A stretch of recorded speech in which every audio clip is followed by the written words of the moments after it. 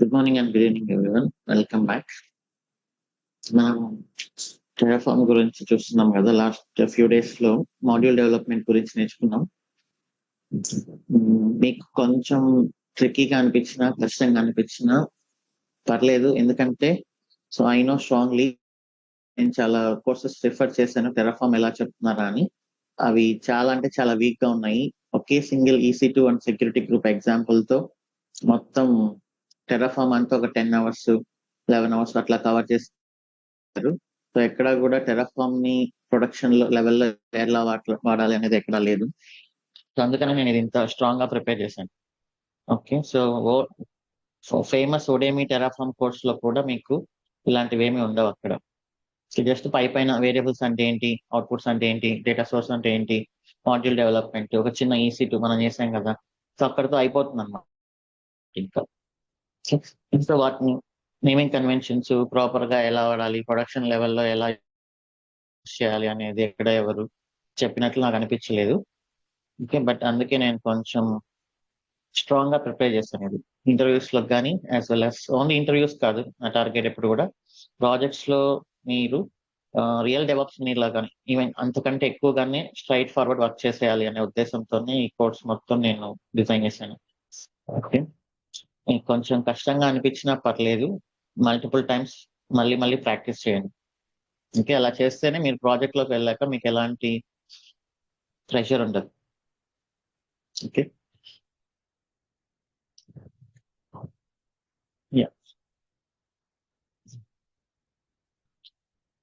So ఇప్పుడు మనం 2 modules develop చేసాం కదా. సో నేను మాడ్యూల్ డెవలప్మెంట్ అనేది కంప్లీట్లీ మనం డిస్కస్ చేసాం కాబట్టి పెద్ద మాడ్యూల్ తోనే కొన్ని కస్టమ్ మాడ్యూల్స్, కొన్ని ఓపెన్ సోర్స్ మాడ్యూల్స్ యూజ్ చేద్దాం. అప్పుడు మీకు రెండు ఎలా చేయాలో తెలుస్తుంది. ఓకే, మనం VPC మాడ్యూల్ కంప్లీట్ చేసాం అండ్ నిన్న సెక్యూరిటీ గ్రూప్ చూసాము అండ్ SSM పారామీటర్లోకి స్టోర్ చేయడం అండ్ వేరే డిపెండెన్సీస్ వాటిని రిఫర్ చేయడం అవన్నీ కూడా నిన్న చూసాం. ఓకే, అండ్ నిన్న ఒక పర్సన్ లాస్ట్ లో క్వశ్చన్ అడిగాడు. సో ఇంటర్వ్యూలో ఒక 20 S3 బకెట్స్ ఉన్నాయి, అందులో 5 ఎవరో మాన్యువల్ గా డిలీట్ చేశారు. సో మన గోల్ ఏంటంటే నెక్స్ట్ టెరాఫార్మ్ తో మనం రన్ చేసేటప్పుడు అసలు ఎలాంటి ఎర్రర్స్ రాకూడదు, అది గోలు. సో మనం చెప్పాం కదా 3 ప్లేసెస్. ఒకటి స్టేట్ ఫైల్ దేనికి యూజ్ అవుతుంది, టెరాఫార్మ్ అది ఏం క్రియేట్ చేస్తుందో ఇన్ఫ్రాస్ట్రక్చర్ అనే ట్రాక్ కోసం స్టేట్ ఫైల్ లో పెట్టుకుంటుంది. అండ్ ప్రొవైడర్ ద్వారా రియల్ ఇన్ఫ్రాస్ట్రక్చర్ ఏముంది, యాక్చువల్ ఇన్ఫ్రాస్ట్రక్చర్ ఏముంది అనేది క్వైరీ చేస్తుంది. ఇంకొకటి టెరాఫార్మ్ ఫైల్స్. అల్టిమేట్ గా టెరాఫార్మ్ ఫైల్స్ లో ఏది ఉంటే అది అక్కడ టెరాఫార్మ్ అచీవ్ చేస్తుంది అనమాట.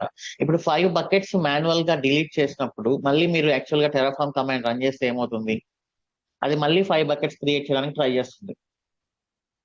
ఓకే, అలా ఉండకూడదంట అతనికి ఇంటర్వ్యూలో అడిగిన క్వశ్చన్. ఓకే, టెరాఫార్మ్ ఎలాంటి ఎర్రర్ రాకూడదు అంటే ఈ 3 ప్లేసెస్ లో మీరు మాన్యువల్ గా చేంజెస్ చేసేయాలి. అంటే టెరాఫార్మ్ ని ఒక ఇల్యూషన్ లోకి తీసుకెళ్ళాలి. అసలు నేను బకెట్స్ క్రియేట్ చేయలేదు అన్నాడు. సో కన్సోల్ నుంచి డిలీట్ చేశారు, ఫైన్. ఇంకా అలానే టెరాఫార్మ్ కోడ్ కూడా మనం కమెంట్ చేస్తాము. అలానే స్టేట్ ఫైల్ నుంచి కూడా రిమూవ్ చేయాలి. ఈ 3 ప్లేసెస్ లో మీరు మాన్యువల్ గా రిమూవ్ చేస్తే టెరాఫార్మ్ అనేది ఎలాంటి ఎర్రర్ చూపించదు అనమాట. ఓకే, ఒకవేళ స్టేట్ ఫైల్ టచ్ చేయకుండా చేయాలి అన్నా కూడా చేయొచ్చు. మీరు టెరాఫార్మ్ కోడ్ ని కమెంట్ చేసి కన్సోల్లో తీసేశారంటే టెరాఫార్మ్ స్టేట్ ఫైల్ ని రిఫ్రెష్ చేస్తుంది. రిఫ్రెష్ చేసి స్టేట్ ఫైల్ నుంచి టెరాఫార్మే రిమూవ్ చేస్తుంది, మనం రిమూవ్ చేయాల్సిన అవసరం లేదు. సో మాక్సిమం కేసెస్ లో మనం స్టేట్ ఫైల్ టచ్ చేయకుండానికే చూడాలి. మాక్సిమం కేసెస్ లో కాదు, 100% స్టేట్ ఫైల్ టచ్ చేయకూడదు. ఓకే, నిన్న సెక్యూరిటీ గ్రూప్ మాడ్యూల్ కూడా చూసాము ఎలా క్రియేట్ చేయాలనేది. ఇప్పుడు ఏంటంటే ఇంకా మన ప్రాజెక్ట్ కి కావాల్సిన ఇన్ఫ్రాస్ట్రక్చర్ మనం క్రియేట్ చేద్దాం. నేను ఎక్స్పెన్స్ ఇన్ఫ్రా డెవ్ అని ఇస్తాను. డెవలప్మెంట్ ఎన్విరాన్మెంట్ లో మన ఎక్స్పెన్స్ ప్రాజెక్ట్ కావాల్సిన ఇన్ఫ్రాస్ట్రక్చర్. ఓకే, సో దీంట్లో ఏంటి అంటే నేను ముందుగా చెప్పాను కదా, VPC అనేది జనరల్ గా ఒక ప్రాజెక్ట్స్ లో VPC అనేది ఒక పెద్ద ప్రాజెక్ట్. ఆ VPC కోసమే ఒక టీం పనిచేస్తూ ఉంటుంది, ఒక 4-5 మెంబర్స్ ప్రాజెక్ట్ సైజ్ ని బట్టి. అలానే సెక్యూరిటీ గ్రూప్స్ అనేది ఒక పెద్ద టీం.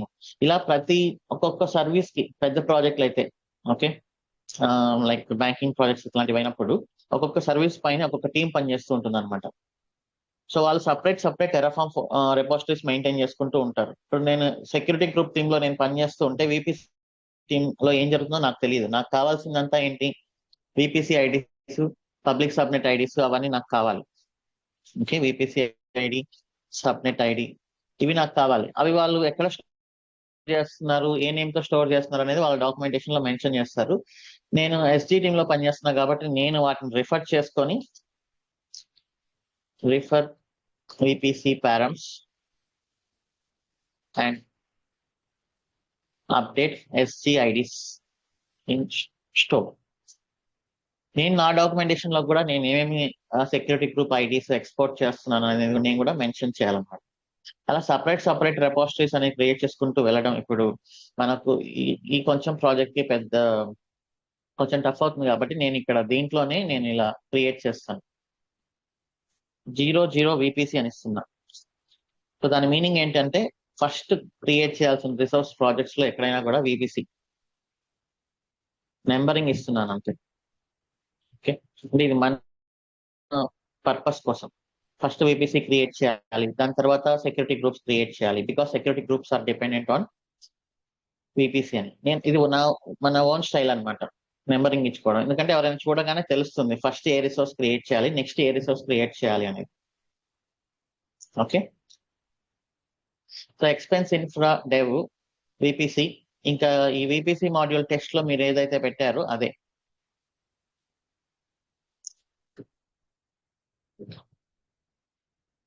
ఓకే, తర్వాత ఇంకొకటి 10 SG అని ఇస్తున్నాం. ఎందుకు 10 నెంబర్స్ గ్యాప్ ఇచ్చానంటే మళ్ళీ మధ్యలో మీకు ఏమైనా డిపెండెన్సీస్ వస్తే 01, 02, 03 ఇట్లా యూస్ చేసుకుంటారనే ఉద్దేశంతో. ఓకే, ప్రొవైడర్ ఒకసారి చూసుకుందాం. బకెట్ కూడా -dev బకెట్ ఉంది కదా, నేను dev బకెట్ యూస్ చేస్తున్నా.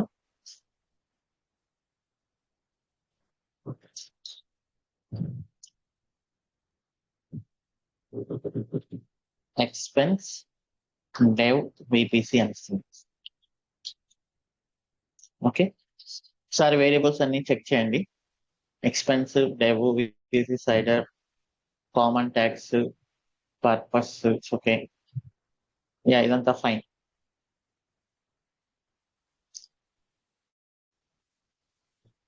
పేరింగ్ కూడా క్రియేట్ చేస్తున్నాం, దట్ ఈస్ ఓకే. సో ఇదంతా fine.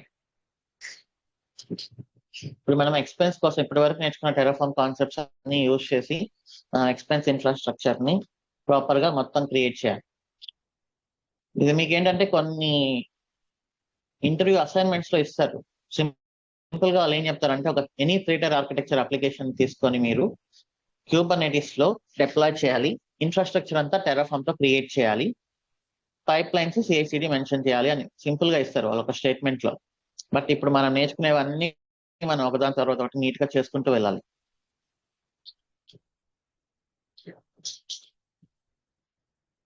Okay, yeah first command Terraform init.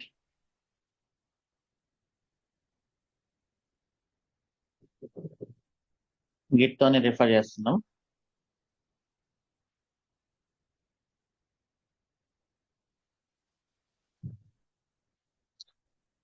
And మనం పారామీటర్స్ గా VPC ఐడి ఒకటే కాదు, పబ్లిక్ సబ్నెట్ ఐడీస్ అది కూడా మనం నోట్ చేయాలన్నమాట.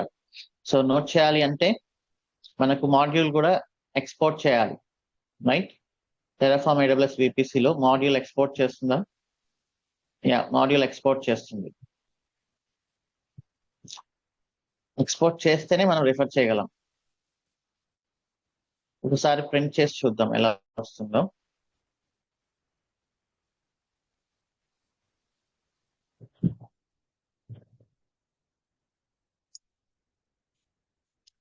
output public subnet IDs value equal to module dot VPC dot public subnet IDs. Okay, Terraform plan.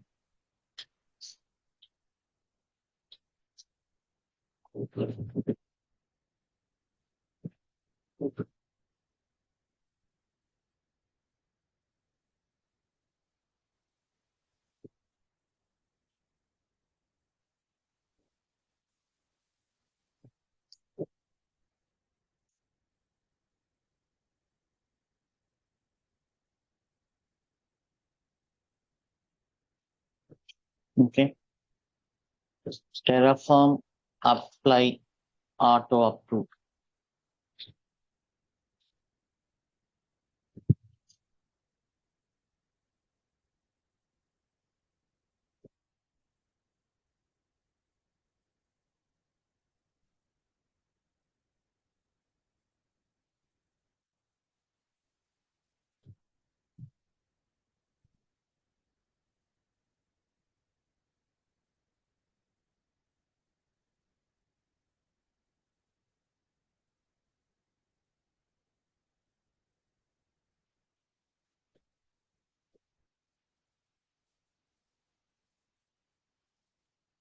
మనకు snap gateway create అవడానికి ఒక 2 minutes టైం పట్టొచ్చు.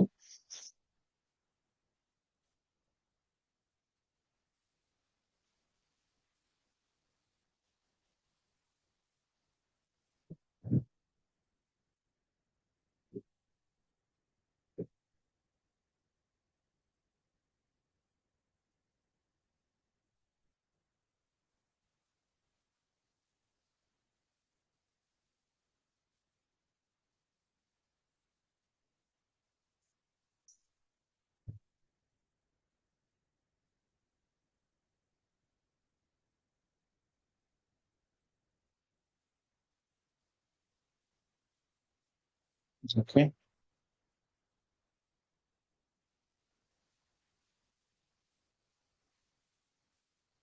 SSM పారామీటర్ స్టోర్ చూసాం కదా.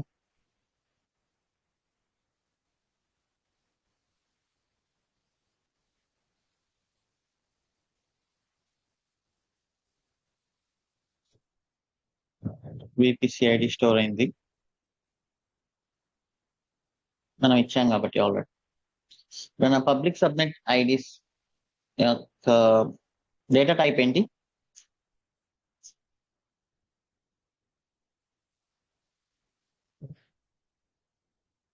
లిస్ట్ కదా. సో ఇక్కడ లిస్ట్ కి స్ట్రింగ్ లిస్ట్. ఓకే, కానీ వీళ్ళు ఏం చెప్తున్నారు, స్ట్రింగ్ లిస్ట్. మనకు టెరాఫామ్ లో ఏంటి అది రెఫరెన్స్ ఇలా. Okay, subnet ID like subnet hyphen. So ఇలాగైతే మనకు, సో వాళ్ళు ఏం చెప్తున్నారంటే అక్కడ separate strings using commerce. So వీళ్ళ టైప్ ఎలా ఉంది, వీళ్ళ టైప్ ఇలా ఉంది.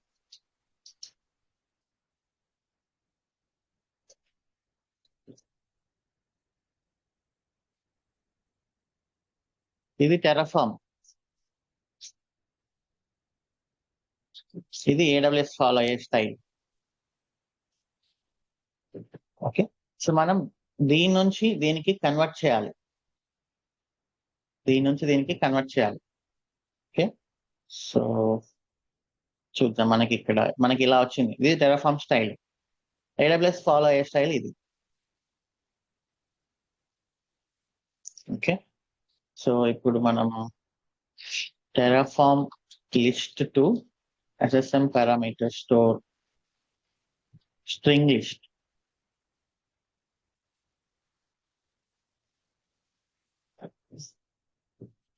ఓకే, సో వీళ్ళు ఏం చెప్తున్నారంటే మనం ఏదైనా ఒక ఫంక్షన్ యూజ్ చేసి దాన్ని జాయిన్ ఫంక్షన్ అనేది యూజ్ చేసి టెరాఫామ్ జాయిన్ ఫంక్షన్.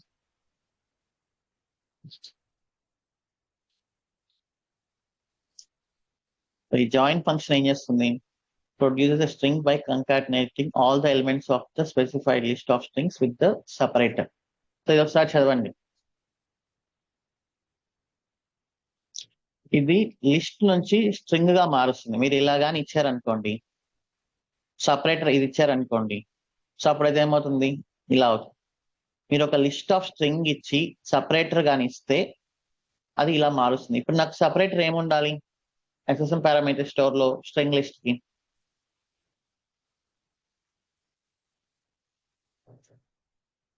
సో వాళ్ళు ఏం చెప్పారు ఇక్కడ? కామా సపరేటెడ్ కదా.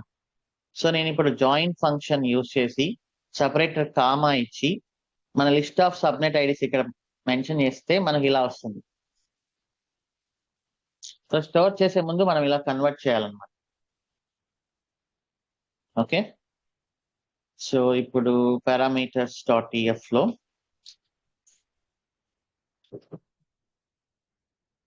Public subnet IDs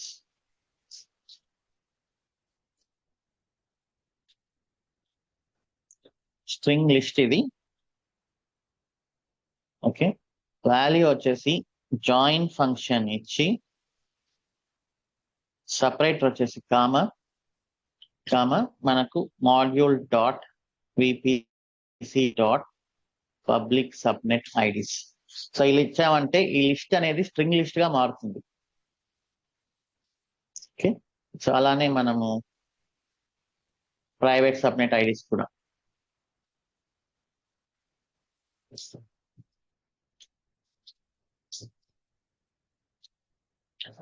private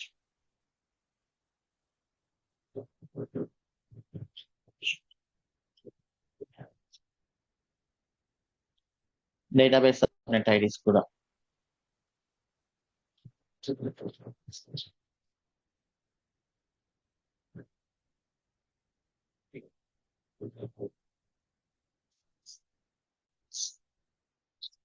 so VPC team లో మన పని అయిపోయింది. మనం కావాల్సిన రిసోర్సెస్ అన్ని క్రియేట్ చేసాము.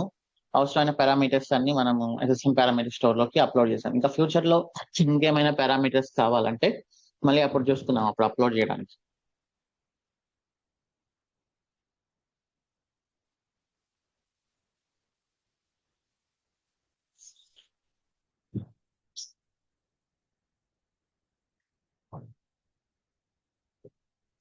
ఒకసారి ఇవి కరెక్ట్ గా ఉండేలాగా చూడండి. ఇక్కడ ఏమైనా మిస్టేక్ వచ్చింది అంటే మళ్ళీ ఇంకా మొత్తం యా.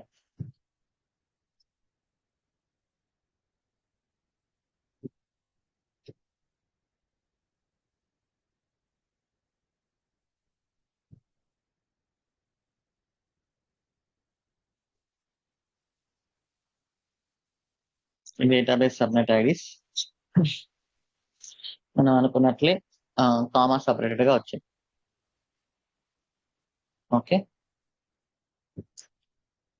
సో విపిసి అయిపోయింది.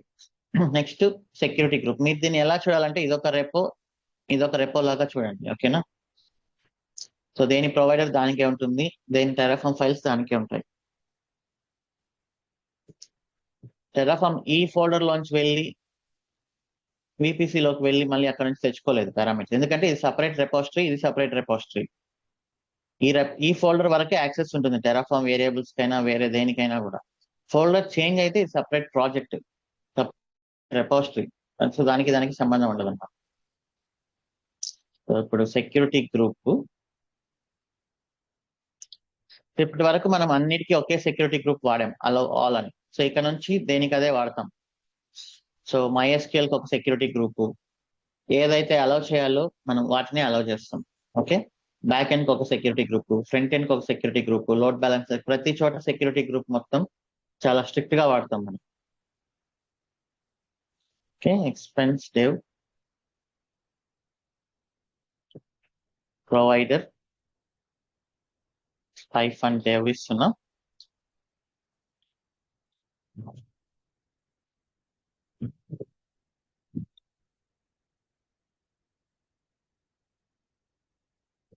Expense dev SG.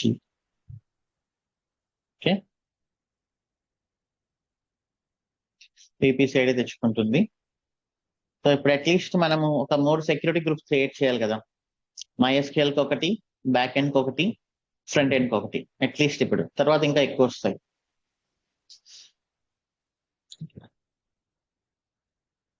ఇది back end security group.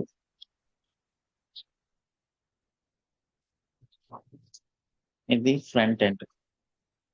Okay, so ఇది madam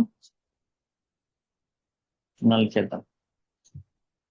back end created for backend instances in expensive parameter store common text and okay. So it will do 10 sg terraform init.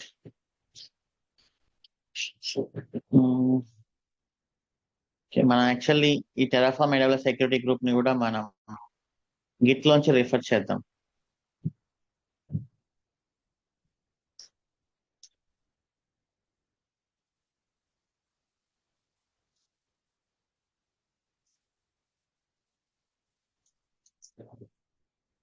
Terraform AWS security group.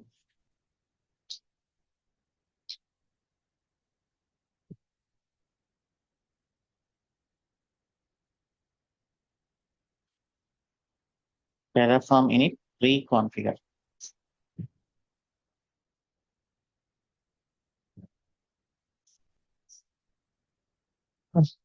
ఇక్కడ system cannot find అని వస్తుంది. Actually నేను రెండు సార్లు వెనక్కి వెళ్ళాలి.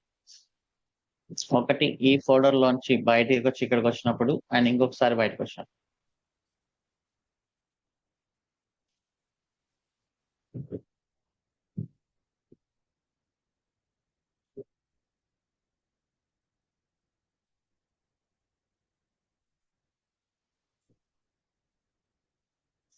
Rules security group లో inbound rules ఏముండాలి అనేది మనం వన్ బై వన్ చేసుకుంటూ వెళ్దాం. Okay,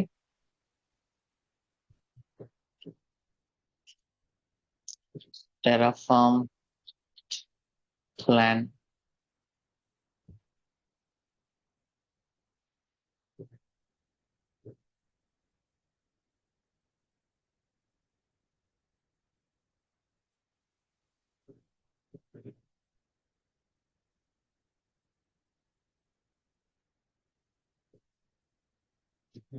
Terraform apply auto approve.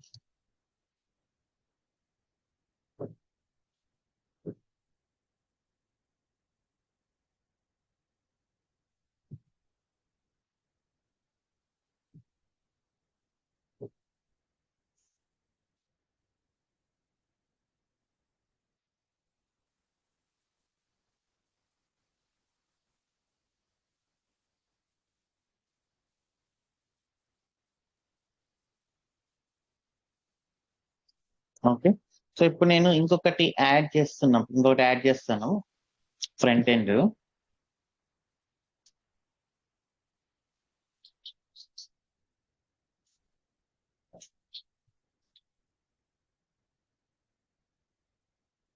Front end add చేసినప్పుడు నేను టెరాఫార్మ్ ప్లాన్ రన్ చేస్తే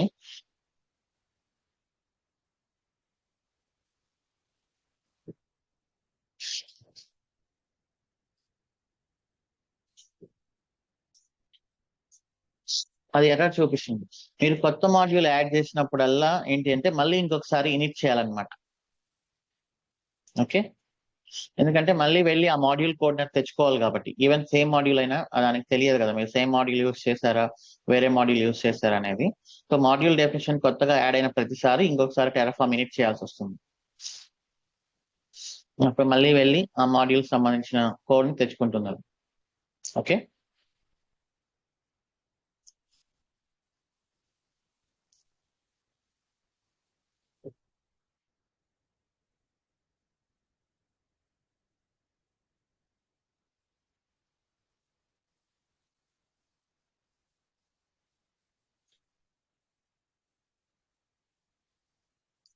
సో ఇప్పుడు నేను ఇవి కూడా మెన్షన్ చేస్తాను. పారామీటర్స్ లో మనం బ్యాక్ ఎండ్ ఫ్రంట్ ఎండ్ కూడా పుష్ చేయాలి. Back end SGID and front end SGID.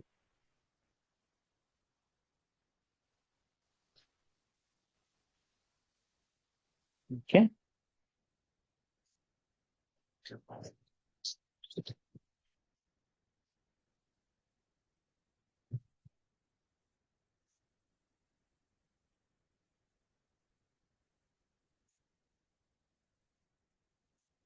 So ఇవి కూడా వెళ్ళి అక్కడ స్టోర్ అవుతాయి.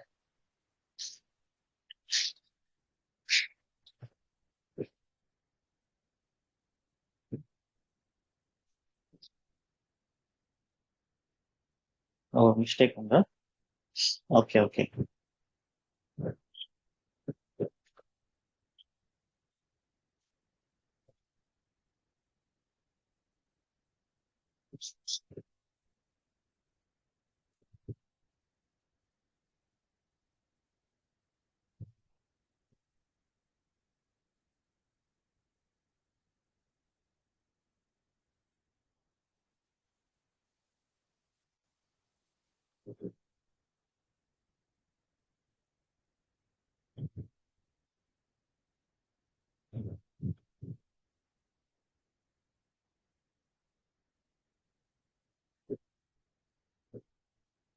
Okay done.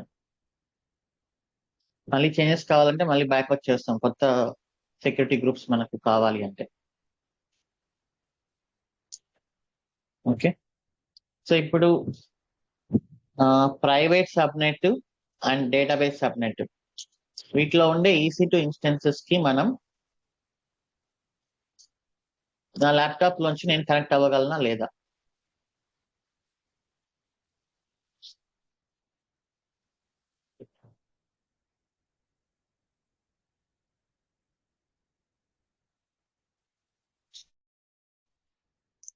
సో వీటికి ఏంటి? No public IP. Public IP లేనప్పుడు VPC బయట నుంచి మనం కనెక్ట్ అవ్వలేము. మరి ఎలా? అలా అక్కడ కొన్ని ఇన్స్టెన్సెస్ ఉంటాయి, వాటికి కనెక్ట్ అయ్యి నేను ఏదైనా చెక్ చేసుకోవాలి అంటే ఎలా? What is the solution? NAT gateway దేనికి? Only incoming or out going?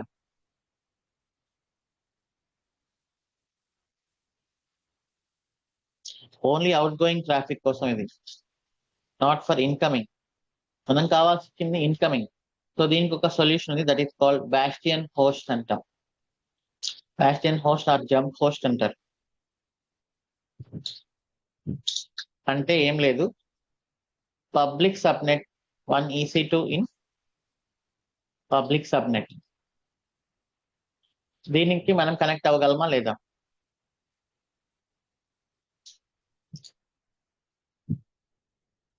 So from this host to private hosts. Okay, so that is called bastion host. Bastion hosts are useful to connect to private servers. Okay.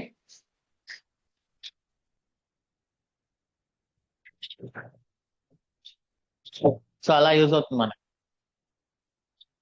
దీన్ని bastion host or jump host అంటారు. మీరు అడుగుతారు interviews లో bastion host అంటే తెలుసా అని. Yes we know, we're using it to connect to our private servers and database servers. We always use bastion host or jump host. First we will connect to bastion host.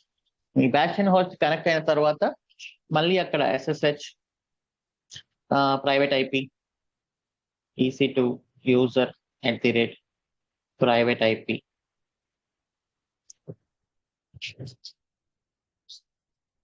అంతే. ఇంకా మన password connect అవుతుంది అన్నమాట. With in VPC మీరు ఎక్కడి నుంచి ఎక్కడికైనా connect అవ్వచ్చు. సో అందుకనే ఫస్ట్ మనం బ్యాచ్ అండ్ హోస్ట్ కనెక్ట్ అయ్యి దాని తర్వాత మనం ప్రైవేట్ సర్వర్స్ కి కనెక్ట్ అవుతాం. Just give me 2 minutes time, I will be back.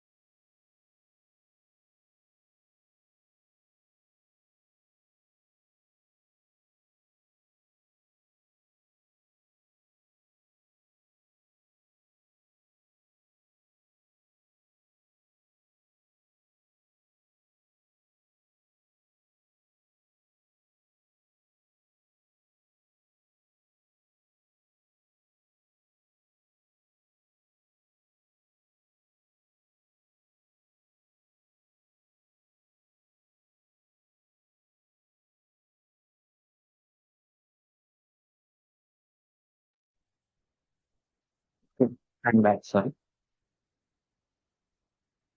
So ఇప్పుడు మనం బ్యాస్టియన్ హోస్ట్ ఒకటి క్రియేట్ చేసి పెట్టుకుందాం. ప్రైవేట్ సబ్నెట్స్ లోంచి ప్రైవేట్ సబ్నెట్స్ లోనే సర్వర్స్ కి క్రియేట్ అవ్వడానికి నేను 20 బ్యాస్టియన్ అని ఇస్తున్నా.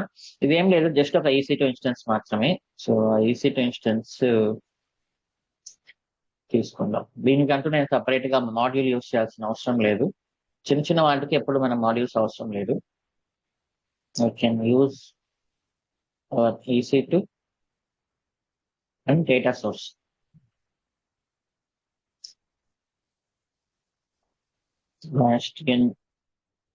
టెరాఫామ్ ఫైల్స్ కూడా ఏదైనా ఉండొచ్చు. ఓకే, కాకపోతే మీరు ఒక మీనింగ్ఫుల్ నేమ్ ఇచ్చుకోండి. మాడ్యూల్లో అయితే వాళ్ళు జస్ట్ మెయిన్ అని రాస్తారు, ఎందుకంటే సింగిల్ మాడ్యూల్ కాబట్టి. మన data.tf అండ్ ప్రొవైడర్ మీరు కాపీ పేస్ట్ చేసేటప్పుడు ఎక్స్పెన్స్ డేవ్ బ్యాస్టియన్ అని ఇస్తున్నా. డేటాలో VPC ఇదంతా మనకు అనవసరం, ఇది అనవసరం.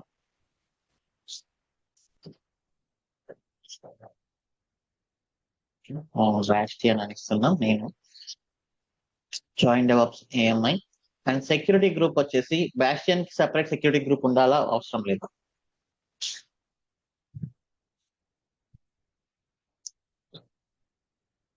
సో ఖచ్చితంగా ప్రతి దానికి సపరేట్ సెక్యూరిటీ గ్రూప్ అనేది ఉండాలి. సో నేను ఇక్కడ వెళ్ళి మళ్ళీ దీనికోసం సపరేట్ సెక్యూరిటీ గ్రూప్ ఒకటి క్రియేట్ చేస్తున్నా. Bastion SG Bastion creating for Bastion instances. Okay, అలానే పారామీటర్స్ లో కూడా మీరు పుష్ చేయాలి.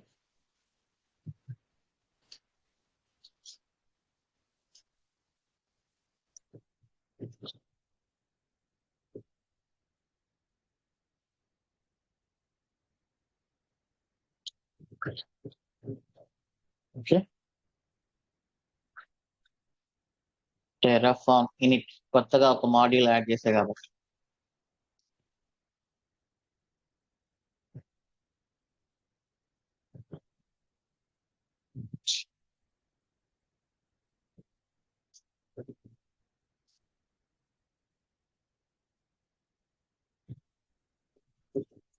Terraform plan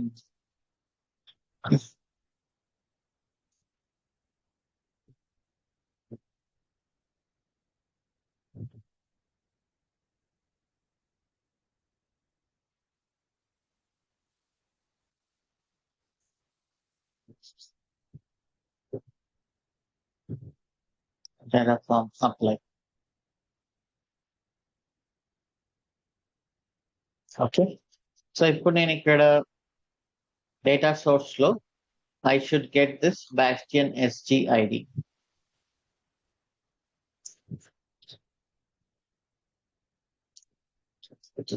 Bastion SG ID.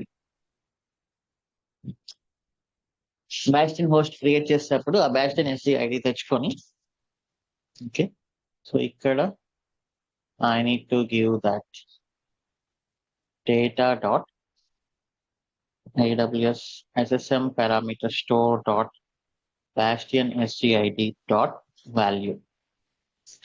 Okay, so ఇప్పుడు నాకు Bastion SGID వస్తుంది. Instance T3 dot micro is enough. And ఒక వేరియబుల్స్ పెట్టుకుందాం. ఇక్కడ కూడా మనం ట్యాగింగ్ అనేది ప్రాపర్ గా ఫాలో అవ్వాలి. Okay,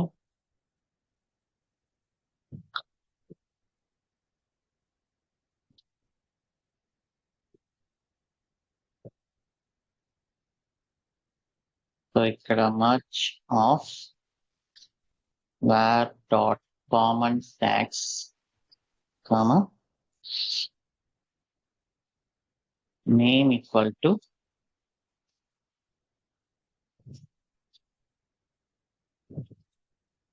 var dot project name hyphen var dot environment hyphen bastion.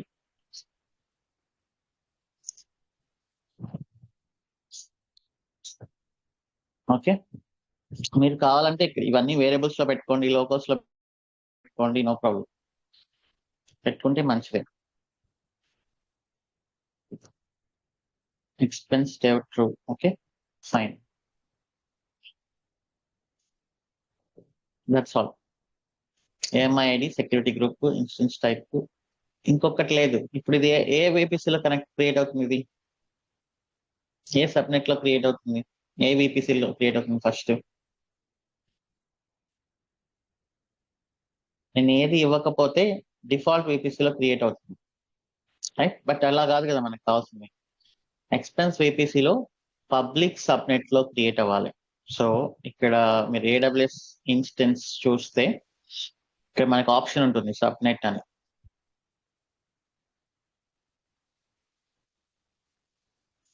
Subnet ID, subnet ID equal to public subnet కదా. సో నేను పబ్లిక్ సబ్నెట్ ఐడీస్ తెచ్చుకోవాలి.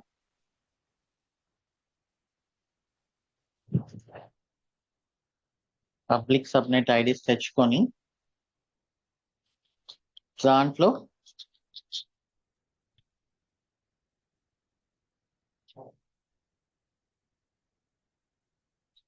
పబ్లిక్ సబ్నెట్ ఐడీస్ తెచ్చుకొని దాంట్లో నేను ఏం చేయాలి? ఫస్ట్ సబ్నెట్ లోకి ఇవ్వాలి.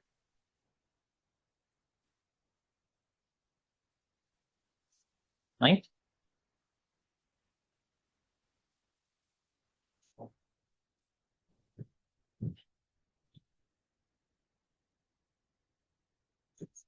ఇదేంటి డేటా టైప్?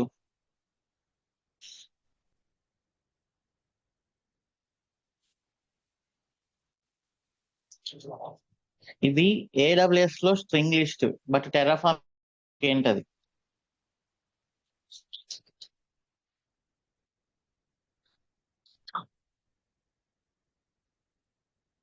టెరాఫార్మ్ కి స్ట్రింగ్ ఇది. ఓకే, ఇది టెరాఫార్మ్ కి లిస్ట్. ఓకే, ఇది టెరాఫార్మ్ కి స్ట్రింగ్ అనమాట. ఇలా కామన్ గా ఉంటుంది. టెరాఫార్మ్ కి లిస్ట్ ఎప్పుడు అవుతుందంటే ఇలా ఉంటేనే. ఇప్పుడు మనం ఏం చేయాలి? దీన్ని, ఈ స్ట్రింగ్ ని లిస్ట్ గా కన్వర్ట్ చేసి, సపరేట్ వచ్చేసి ఇది లిస్ట్ గా కన్వర్ట్ చేసి దాన్ని మనం ఇండెక్స్ 0 తీసుకోవాలి. దీంట్లో ఫస్ట్ సబ్నెట్ ఐడి సెలెక్ట్ చేసుకోవాలంటే మనము ఫంక్షన్స్ గురించి డిస్కస్ చేసినప్పుడు చూసాము, join function and split function. Split function ఏం చేస్తుంది?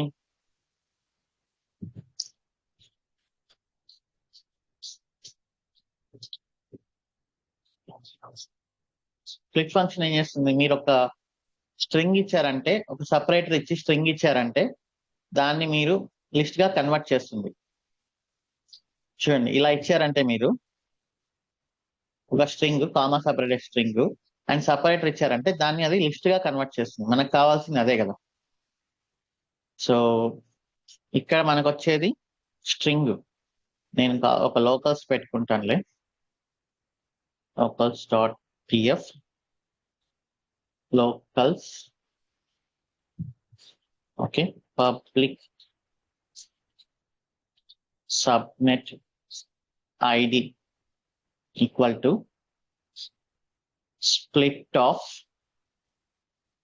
split using comma data dot AWS SSM parameter dot public subnet IDs dot value. ఇప్పుడు స్ప్లిట్ చేస్తాను. నేను స్ప్లిట్ చేసినప్పుడు ఏమొస్తుంది? డేటా టైప్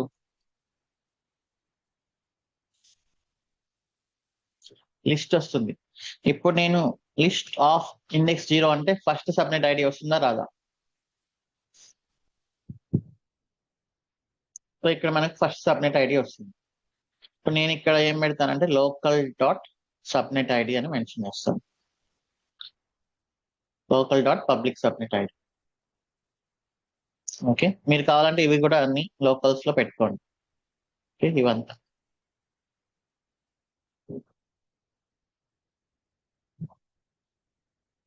ఇప్పుడు మనం ఇది క్రియేట్ చేద్దాం. Terraform init.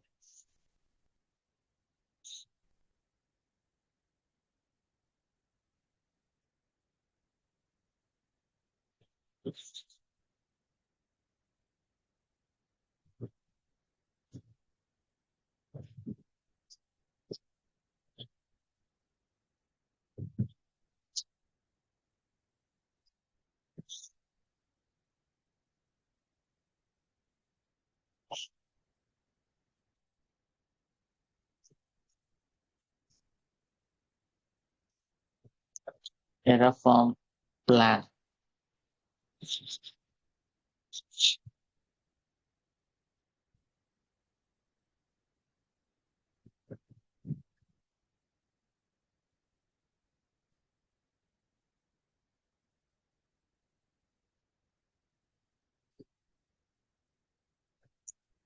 Terraform apply auto approve.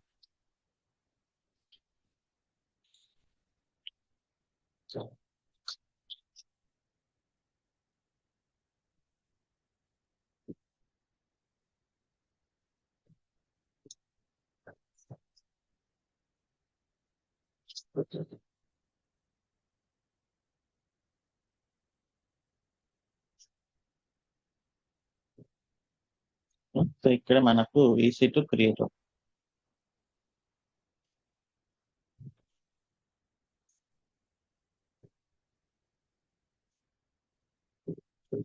Expense dev bastion creator.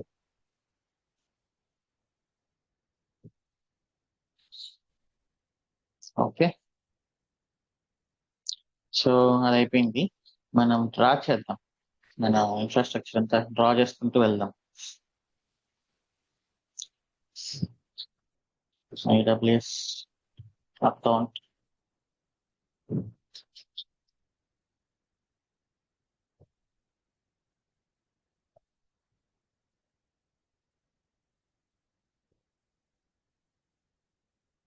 AWS VPC,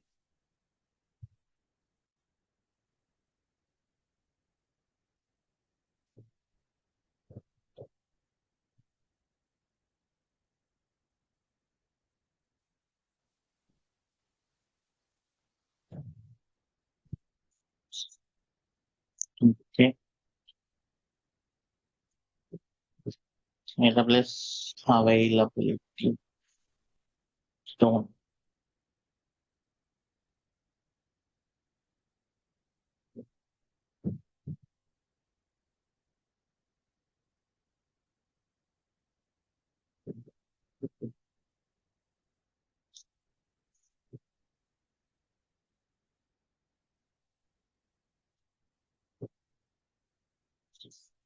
okay, public subnet, private subnet.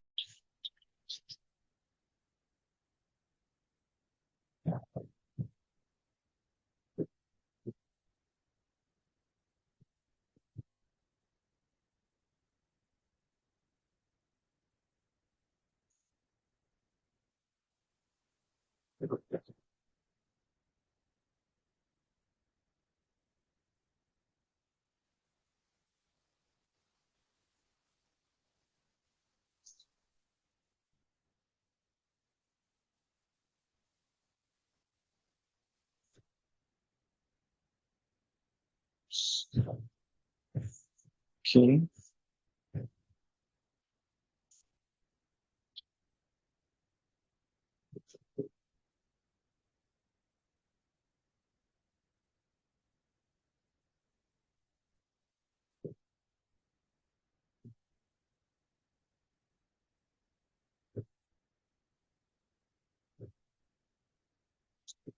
Private subnet.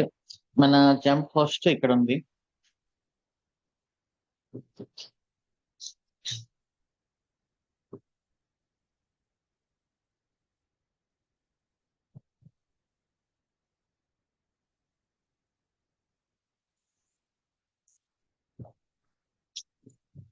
Jump host,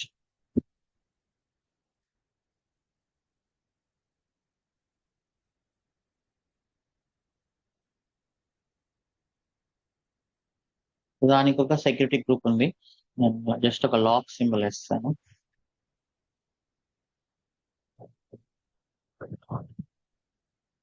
okay, so ఇప్పుడు మనకు ట్రాఫిక్ పెరిగే కొద్దీ మనం ఇన్స్టెన్సెస్ నెంబర్ పెంచుతాం కదా. సింగిల్ ఇన్స్టెన్స్ ఉందనుకోండి, మనం ఏం చేస్తాం, ఫ్రంట్ ఎండ్ ఎంజినిక్స్ కాన్ఫిగరేషన్ లో మనం కాన్ఫిగర్ చేస్తాం. ఓకే,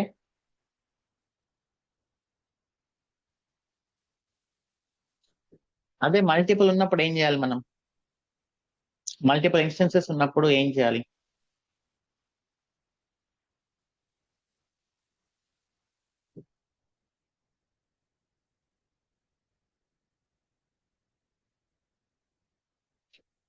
మల్టిపుల్ ఇన్స్టెన్సెస్ ఉన్నప్పుడు ట్రాఫిక్ ని ఎలా పంపించాలి?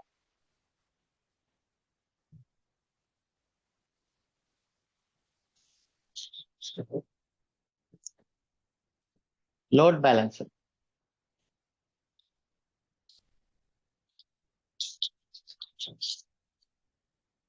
ఓకే, సో ఇప్పుడు ఒక టీమ్ లీడర్ ఉన్నాడు, మనం ఒక టీమ్ లో ఒక టాస్క్ ఇవ్వాలంటే అది ఎవరికి ఇవ్వాలి? డైరెక్ట్ గా టీమ్ లీడర్ కి ఇవ్వాలి. టీమ్ లీడర్ కి ఇస్తే ఏం చేస్తాడు? టీమ్ లీడర్ చెక్ చేసుకుంటాడు, ఎవరు ఫ్రీగా ఉన్నారో చెక్ చేసుకొని దాన్ని ఎవరు చేయగలరో చూసుకొని వాళ్ళకి ఇస్తారనమాట.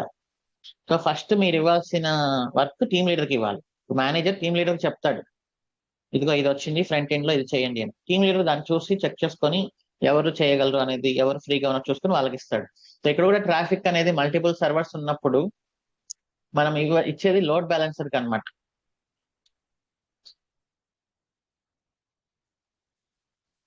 ఇక్కడ లోడ్ బ్యాలెన్సర్ ఉంటుంది మనకు బ్యాక్ ఎండ్ లో.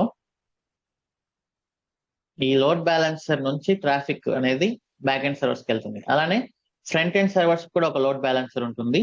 ఆ ఫ్రంట్ రిక్వెస్ట్ అనేది మనకు ఇక్కడికి వస్తుంది అనమాట.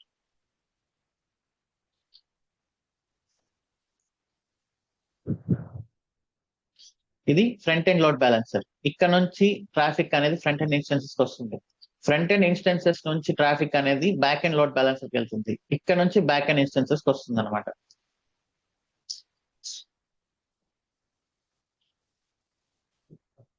రెండు ఉన్నాయి అనుకుందాం ఫర్ ఎగ్జాంపుల్. ఇక్కడ నుంచి ట్రాఫిక్ అనేది బ్యాక్ ఎండ్ లోడ్ బ్యాలెన్సర్ కి వస్తుంది.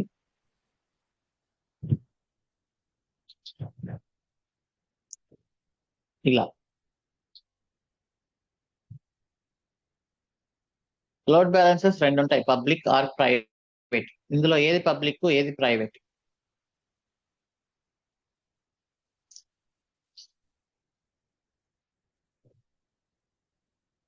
ఇది ఫ్రంట్ ఎండ్ లోడ్ బ్యాలెన్సర్. ఇది పబ్లిక్ ప్రైవేట్? ఇది బ్యాక్ ఎండ్ లోడ్ బ్యాలెన్సర్. ఇది పబ్లిక్ ప్రైవేట్ బ్యాక్ ఎండ్ అనేది? బ్యాక్ ఎండ్ అనేది ప్రైవేట్. సో ఇప్పుడు ఫస్ట్ మనం అర్థం చేసుకోవాల్సింది అసలు లోడ్ బ్యాలెన్సెస్ ఎలా వర్క్ అవుతుంది అనేది. సో ఇది కొంచెం ఫోకస్ చేయండి. ఫస్ట్ ఒక ఎగ్జాంపుల్ తీసుకుంటాం. డెలివరీ మేనేజర్ ఉంటాడు ఆఫీస్ లో. క్లయింట్స్ డెలివరీ మేనేజర్ కి కాంటాక్ట్ అవుతారు. హెచ్డిఎఫ్సి తరపు నుంచి ఆర్ యుఎస్ లో ఒక ప్రాజెక్ట్ తరపు నుంచి, ఫర్ ఎగ్జాంపుల్ ఏదో ఒక ప్రాజెక్ట్ తీసుకొని AT&T అని అలా. ఓకే, సో ఆ క్లయింట్స్ వచ్చేసి మాకు నెక్స్ట్ 3 weeks లో ఈ చేంజ్ ఇది డెలివరీ అవ్వాలి అని చెప్పి డెలివరీ మేనేజర్ చెప్తాడు. సో డెలివరీ మేనేజర్ ఏం చేస్తాడు? అది ఫ్రంట్ ఎండ్ వర్క్ అయితే ఫ్రంట్ ఎండ్ టీమ్ కి అసైన్ చేస్తాడు. ఓకే, అది బ్యాక్ ఎండ్ సంబంధించిన వర్క్ అయితే బ్యాక్ ఎండ్ టీమ్ కి అసైన్ చేస్తాడు. డేటాబేస్ సంబంధించిన చేంజెస్ అయితే DB టీమ్ కి అసైన్ చేస్తాడు. డెవాప్స్ అండ్ క్లౌడ్ సంబంధించిన చేంజ్ అయితే డెవాప్స్ టీమ్ కి అసైన్ చేస్తాడు.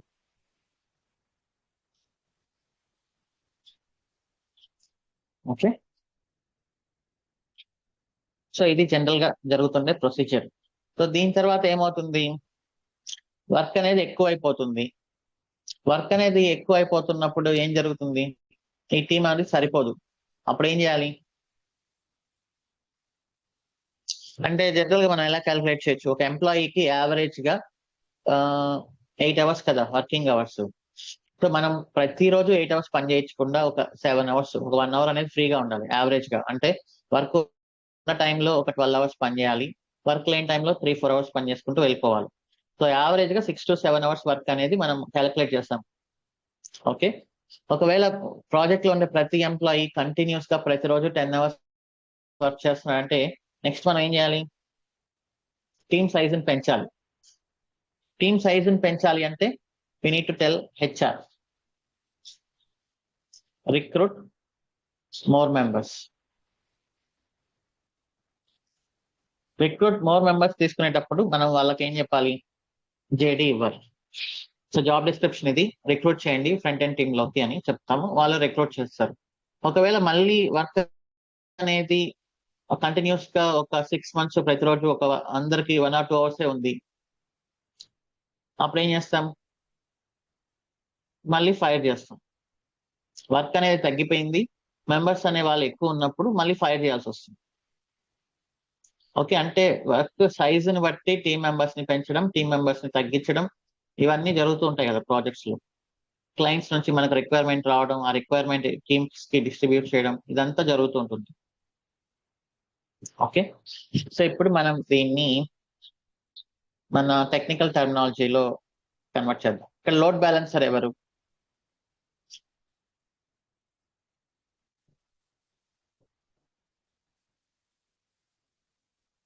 Delivery manager. Okay, listener, he is listening to client కదా.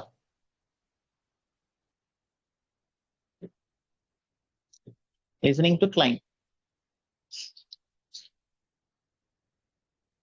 ఓకే,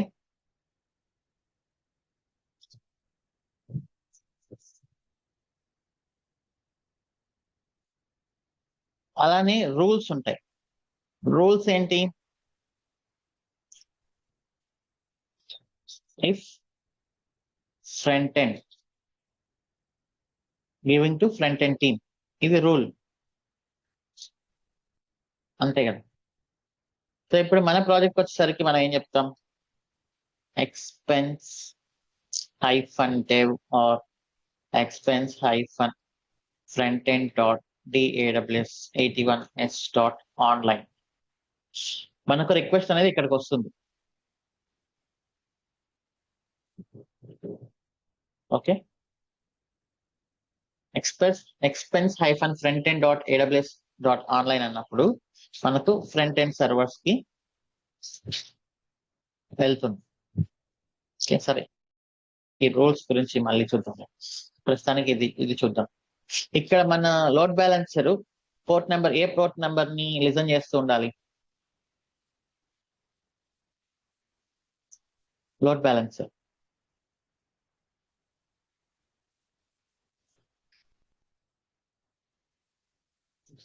HTTP అయితే పోర్ట్ నెంబర్ 80, HTTPS అయితే పోర్ట్ నెంబర్ 443. ఓకే, సో ఎందుకు 80, ఎందుకు 443 అంటే మనం మన డొమైన్ ఇస్తాం కదా పబ్లిక్ ఇచ్చేటప్పుడు, DAWS81S డాట్ ఆన్లైన్ అని ఇస్తే ఇది బ్యాక్గ్రౌండ్ లో ఏం జరుగుతుంది, ఒక particular IP on port number 80 అవుతుంది, రైట్. అలా కాకుండా మీరు నాకు 80 వద్దు నేను 8080 పెట్టుకుంటా అంటే మన క్లయింట్స్ ఎలా, వాళ్ళు మన అప్లికేషన్ రిక్వెస్ట్ చేయాలి, ఇలా రిక్వెస్ట్ చేయాలి. సో మీరు ఇలా ఇస్తారా ఎప్పుడైనా URL మన క్లయింట్స్ కి, నేను ICICIbank.com 8080 అని ఇచ్చాను అనుకోండి, అంతే అయిపోయింది ఇంకా. So we should always use default ports when you are giving to public, లేకపోతే మీ URLs అన్ని పిచ్చి పిచ్చిగా అయిపోతాయి అన్నమాట. అదే ఒకవేళ HTTPS అనుకోండి, HTTPS పోర్ట్ నెంబర్ 443 డిఫాల్ట్, అది మీరు ఇవ్వాల్సిన అవసరం లేదు. ఇలా ఇచ్చినప్పుడు particular IP port number 447.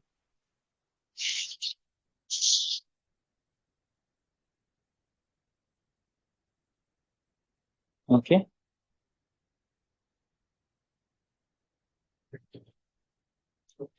So load balancer ఒక లిజనర్ ఉంటుంది. ఈ లిజనర్ లోపల రూల్స్ ఉంటాయి. Okay, and front end team అంటే ఏంటి? ఇక్కడ టార్గెట్ గ్రూప్ అని ఒకటి ఉంది. Target group is nothing but front end team. Target group అంటే ఏం లేదు, group of EC2 instances. Okay, మన ఫ్రంట్ ఎండ్ గ్రూప్ లో 2 ఉండొచ్చు, 1 ఉండొచ్చు, 3 ఉండొచ్చు, 5 ఉండొచ్చు, ఏదైనా ఉంటుండొచ్చు. సో దాన్ని మనం ఏమంటాం? ఫ్రంట్ ఎండ్ టార్గెట్ గ్రూప్ అంటాం. Okay, so if front end request front end అయితే, సో ఆ రిక్వెస్ట్ రూల్ ఏంటి? ఫ్రంట్ ఎండ్ టార్గెట్ గ్రూప్ కి పంపించాలి. ఫ్రంట్ ఎండ్ టార్గెట్ గ్రూప్ కి పంపించేప్పుడు ఒక delivery manager front end team కి అసైన్ చేసేప్పుడు అతను ఏం చూస్తాడు? ఎవరు ఫ్రీగా ఉన్నారు, ఎవరు అవైలబుల్ లో ఉన్నారు అనేది చెక్ చేసుకుంటాడు కదా.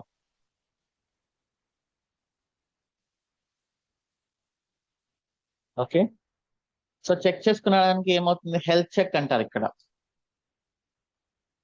హెల్త్ చెక్ అంటే ఏంటి?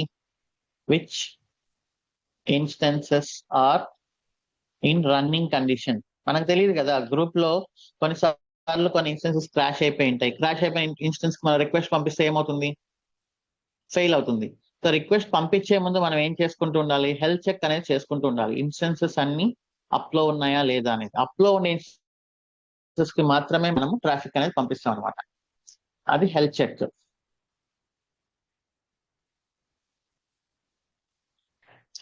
ఓకే, ఇంకా ఈ హెచ్ఆర్ కాన్సెప్ట్ వచ్చేసరికి అది ఆటో స్కేలింగ్ అవుతుంది.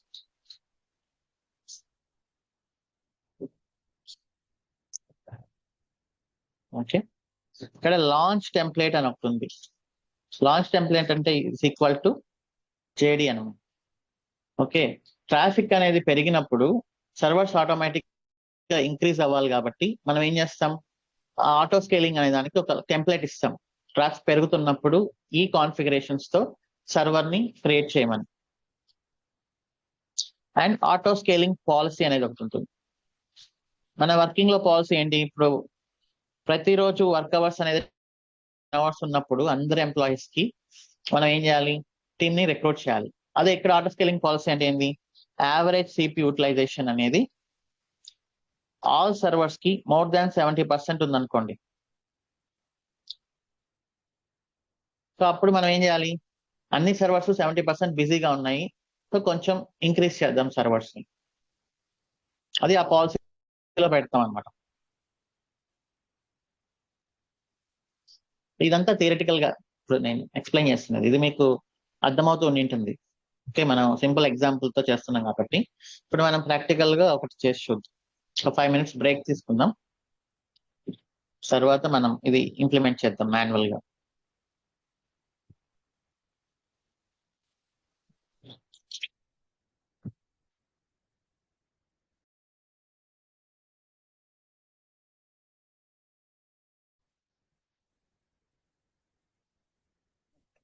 Near back.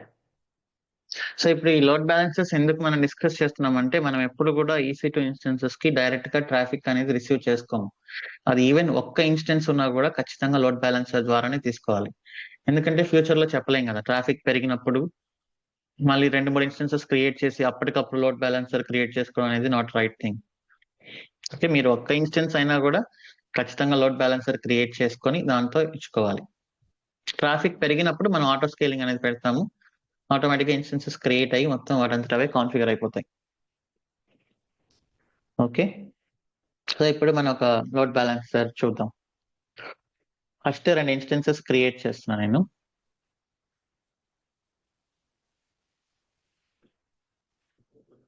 ఓకే, Nginx అని ఇస్తున్నాం.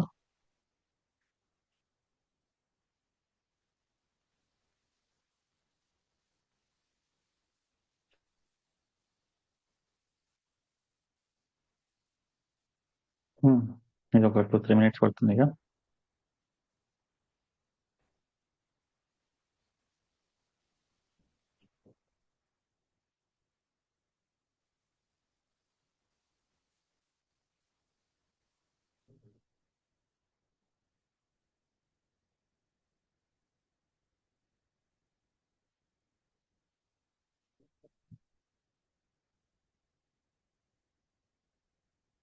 ఈ లోడ్ బ్యాలెన్సర్ కాన్సెప్ట్ బాగా అర్థం చేసుకోవాలి.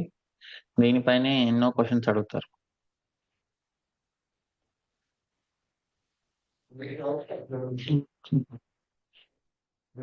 అండ్ లోడ్ బ్యాలెన్సర్ కూడా మనకి సెక్యూరిటీ గ్రూప్ ఉంటుంది. ప్రతి దగ్గర సెక్యూరిటీ గ్రూప్స్ అనేది ఇంకా మ్యాండేటరీ అనమాట.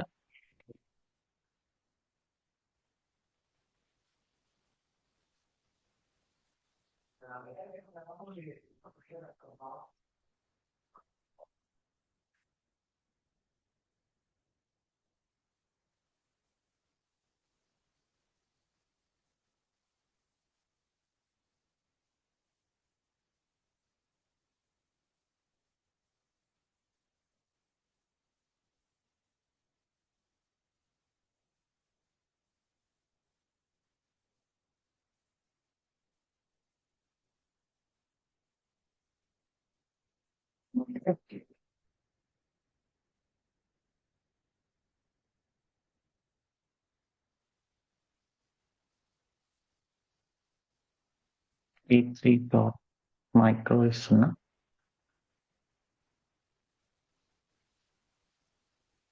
No key pair. So present allow all ఇస్తున్నాను, బట్ తర్వాత నేను రెస్ట్రిక్ట్ చేస్తాను. మన ప్రాజెక్ట్ లోకి వచ్చినప్పుడు నేను రెస్ట్రిక్ట్ చేస్తాను. సో వీటిలో ఏంటి అంటే మనం Nginx ఇన్స్టాల్ చేద్దాం.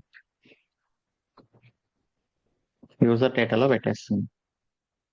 tnf install Nginx -y system ctl start Nginx. Okay,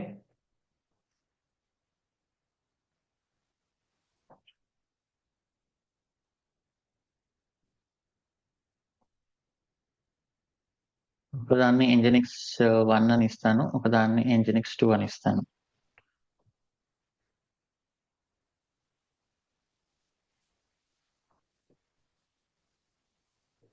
రెండు సర్వర్స్ క్రియేట్ అయ్యాయి. రెండు సర్వర్స్ క్రియేట్ అయ్యాక నెక్స్ట్ టార్గెట్ గ్రూప్ అనేది క్రియేట్ చేద్దాం. టార్గెట్ గ్రూప్ అంటే it's nothing but group of servers.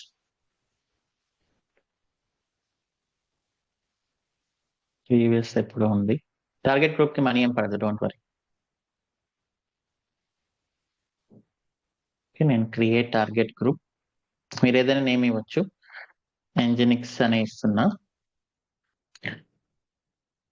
Port number 80. మన సర్వర్స్ అన్ని డిఫాల్ట్ VPCలో ఉంది. ఇక్కడ చూడండి, హెల్త్ చెక్ ట్రాఫిక్ పోర్ట్ అనేది ఆటోమేటిక్ గా పోర్ట్ నెంబర్ 80 తీసుకుంటుంది అనమాట. సో ఇప్పుడు హెల్త్ చెక్ అనేది ఎట్లా, ఈ ఇన్స్టెన్స్ పోర్ట్ నెంబర్ 80 ఓపెన్ అయింది అంటే అది హెల్తీ అనే కదా.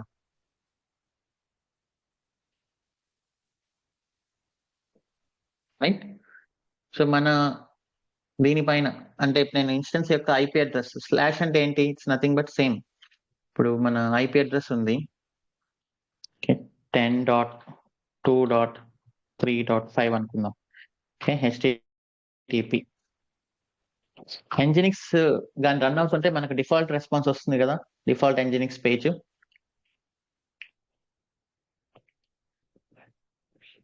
రైట్, Nginx రన్ అవుతుంటే అక్కడ మనకు వస్తుంది కదా రెస్పాన్స్. రెస్పాన్స్ వస్తుంది కాబట్టి ఇక్కడ ఏం చెప్తున్నారు వాళ్ళు, IP అడ్రస్ పైన పోర్ట్ నెంబర్ 80 హిట్ చేస్తాం. రెస్పాన్స్ అనేది మనకు 200 వస్తుంది. ఆ 200 to 299 వీటిలో ఏదొచ్చినా కూడా సక్సెస్. 200 అంటేనే సక్సెస్ కోడ్ కదా, సో అప్పుడు అది సక్సెస్ఫుల్ గా అవుతుంది అనమాట. హెల్తీ 5 times కన్సిక్యూటివ్ గా హెల్త్ చెక్ సక్సెస్ అయితేనే అది హెల్తీ. ఓకే, మనం దీన్ని 3 ఇద్దాం. అంటే 3 కన్సిక్యూటివ్ హెల్త్ చెక్ సక్సెస్ అయితేనే ఇన్స్టెన్స్ హెల్తీగా ఉన్నట్టు. 2 సార్లు కంటిన్యూస్ గా ఫెయిల్ అయింది అనుకోండి, అప్పుడు అన్హెల్తీ అన్నట్లు. 5 సెకండ్స్ లోపల రెస్పాన్స్ రావాలి మీరు హిట్ చేసిన. ఎవ్రీ 15 సెకండ్స్ ఒకసారి మనం చెక్ చేయాలి. ఇప్పుడు ఏం చేస్తుందంటే ఎవ్రీ 15 సెకండ్స్ ఒకసారి మన ఇన్స్టెన్స్ ని హిట్ చేసినప్పుడు మనకు రెస్పాన్స్ అనేది 200 to 299 వస్తుందో లేదో చెక్ చేసుకుంటుంది. ఖచ్చితంగా వరుసగా 3 హెల్త్ చెక్స్ అనేది సక్సెస్ అవ్వాలి. ఒకవేళ వరుసగా 2 కానీ ఫెయిల్ అయింది అనుకోండి, అది అన్హెల్తీ అయిపోతుంది అనమాట. అంటే ఇక స్టాప్ చేసేస్తుంది ట్రాఫిక్ దానికి. ఓకే, సో ఇది నేను టార్గెట్ గ్రూప్ క్రియేట్ చేస్తున్నది. ఇప్పుడు ఏ ఇన్స్టెన్సెస్ అనేది మనం సెలెక్ట్ చేసుకోవాలి.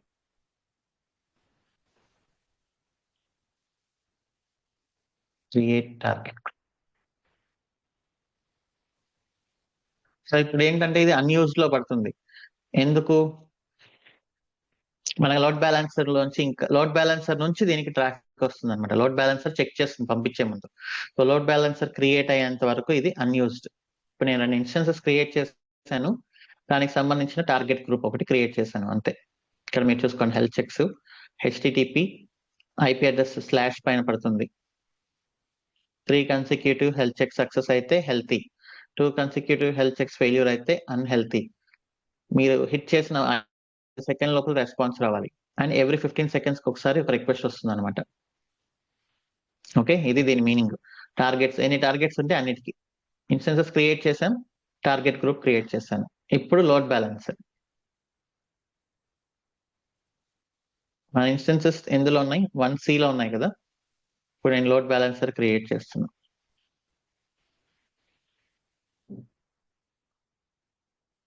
Create load balancer. Application load balancer ఇది. మిగతా వాటి గురించి మనం చూద్దాం. డిఫరెన్సెస్ అనేది మనం క్రియేట్ చేసేది application load balancer. Nginx application load balancer create చేస్తున్నా. ఇంటర్నెట్ ఫేసింగ్ అంటే ఇది నేను చెప్పాను కదా, పబ్లిక్ ప్రైవేట్ అని. ఇది పబ్లిక్, ఇది ప్రైవేట్ అనమాట. ఇప్పుడు మనం పబ్లిక్ లోడ్ బ్యాలెన్సర్ టెస్ట్ చేస్తున్నాం. IPv4 load balancer, default VPC. So మన ఇన్స్టెన్సెస్ దేనిలో ఉన్నాయి?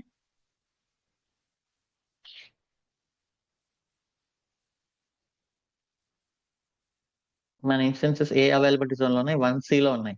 కాబట్టి మన లోడ్ బ్యాలెన్సర్ అట్లీస్ట్ మన ఇన్స్టెన్సెస్ ఒక లోడ్ బ్యాలెన్సర్ అనేది అట్లీస్ట్ 2 అవైలబిలిటీ జోన్స్ లో ఉండాలి. ఓకే, ఒకటి వచ్చేసి మన ఇన్స్టెన్సెస్ ఎక్కడ ఉన్నాయి అనే దాంట్లో కనీసం ఒక సబ్నెట్ అయినా ఉండాలన్నమాట. నేను యుఎస్ ఈస్ట్ 1C లో, యుఎస్ ఈస్ట్ 1B లో తీసుకుంటున్నా. అట్లీస్ట్ 2 ఉండాలి. ఓకే, ఆ రెండిట్లో ఏంటంటే మన ఇన్స్టెన్సెస్ ఒకవేళ ఒకటి 1A ఒకటి 1B లో ఉందనుకోండి, మీరు ఏదో ఒకటైనా ఖచ్చితంగా ఒకటి ఉండాలన్నమాట. 1C ఒకటి సెలెక్ట్ చేసుకున్నా. ఒకవేళ 1A 1C లో ఉన్నా కూడా 1C 1B అయినా వర్కౌట్ అవుతుంది. ఇక్కడ కన్ఫ్యూజ్ అవ్వకుండా 1EC2 వచ్చేసి 1A లో ఉంది, 1EC2 వచ్చేసి 1B లో ఉంది. మీరు లోడ్ బ్యాలెన్సర్ కి అట్లీస్ట్ 1A కానీ 1B కానీ సెలెక్ట్ చేసుకొని ఇంకొకటి 1C అయినా ఇచ్చుకోవచ్చు. మినిమం రెండు అవైలబిలిటీ జోన్స్ లో ఉండాలి. అదే హై అవైలబిలిటీ కదా. లోడ్ బ్యాలెన్సర్ అనేది హై అవైలబుల్ సర్వీస్ అనమాట. సో అందుకోసం మినిమం 2 అవైలబిలిటీ జోన్స్ సెలెక్ట్ చేసుకోవాలి మనం. ప్రస్తుతానికి నేను ఆలోచిస్తున్నా దీనికి కూడా. లోడ్ బ్యాలెన్సర్ కి సో ఇప్పుడు చూడండి, లిజనర్ పోర్ట్ నెంబర్ 80 మనం అనుకునేది అదే కదా. మన లోడ్ బ్యాలెన్సర్ పోర్ట్ నెంబర్ 80 పైన రన్ అవ్వాలి. HTTP protocol present. ట్రాఫిక్ ని దేనికి పంపించాలి? Nginx కి పంపించాలి, Nginx టార్గెట్ గ్రూప్ కి. That's all. నేను క్రియేట్ లోడ్ బ్యాలెన్సర్ చేస్తాను. ఇప్పుడు మీరు ఇది ఓపెన్ చేస్తే లిజనర్ చూడండి, పోర్ట్ నెంబర్ 80. పోర్ట్ నెంబర్ 80 పైన మన అప్లికేషన్ లోడ్ బ్యాలెన్సర్ ట్రాఫిక్ ని యాక్సెప్ట్ చేస్తుంది. అండ్ రూల్స్,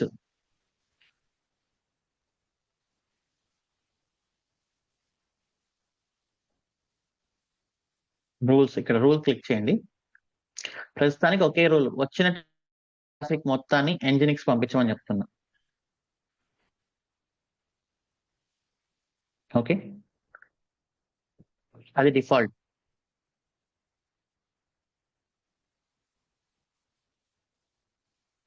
ఇది అప్ అవడానికి ఒక 2 minutes టైం పడుతుంది. అదే ఒకవేళ బ్యాక్ ఎండ్ లోడ్ బ్యాలెన్సర్ అనుకోండి. ఫర్ ఎగ్జాంపుల్ మనకు బ్యాక్ ఎండ్ లో ఒకే సర్వీస్ ఉంది. కొన్ని ప్రాజెక్ట్స్ లో ఏముంటుంది బ్యాక్ ఎండ్ లో మనకు ఏదైనా ఒక కామర్స్ తీసుకున్నామంటే user, cart, catalogue, shipping, payment ఇలా రకరకాల బ్యాక్ ఎండ్ కాంపోనెంట్స్ ఉంటాయన్నమాట. ఇవన్నీ బ్యాక్ ఎండ్ కాంపోనెంట్స్. అప్పుడు రూల్స్ ఏముంటాయి తెలుసా అక్కడ మీకు user dot DAWS 81s or 82s dot online వచ్చింది అనుకోండి, అప్పుడు యూజర్ టార్గెట్ గ్రూప్. ఒకవేళ కార్ట్ డాట్ అని ఇలా వచ్చింది అనుకోండి రిక్వెస్ట్, అప్పుడు కార్ట్ టార్గెట్ గ్రూప్. ఇలా వెళ్తుంది అనమాట. మనకు ఫ్రంట్ ఎండ్ లో ఎన్ని కాంపోనెంట్స్ ఉన్నాయి? సో యూజువల్ గా ఫ్రంట్ ఎండ్ లో ఇంతవరకు మైక్రో సర్వీసెస్ ఎవరు పెద్దగా ఇంప్లిమెంట్ చేయలేదు. ఓన్లీ బ్యాక్ ఎండ్ లో మాత్రమే మైక్రో సర్వీసెస్ ఉన్నాయి. ఫ్రంట్ ఎండ్ లో ఒకటే ఉంటుంది ఎప్పుడైనా కూడా కాంపోనెంట్. సో ఒకటే ఉంటుంది కాబట్టి మనం పెద్ద రూల్స్ అనేది ఏముండవు, ఒకే రూల్ ఉంటుంది అనమాట.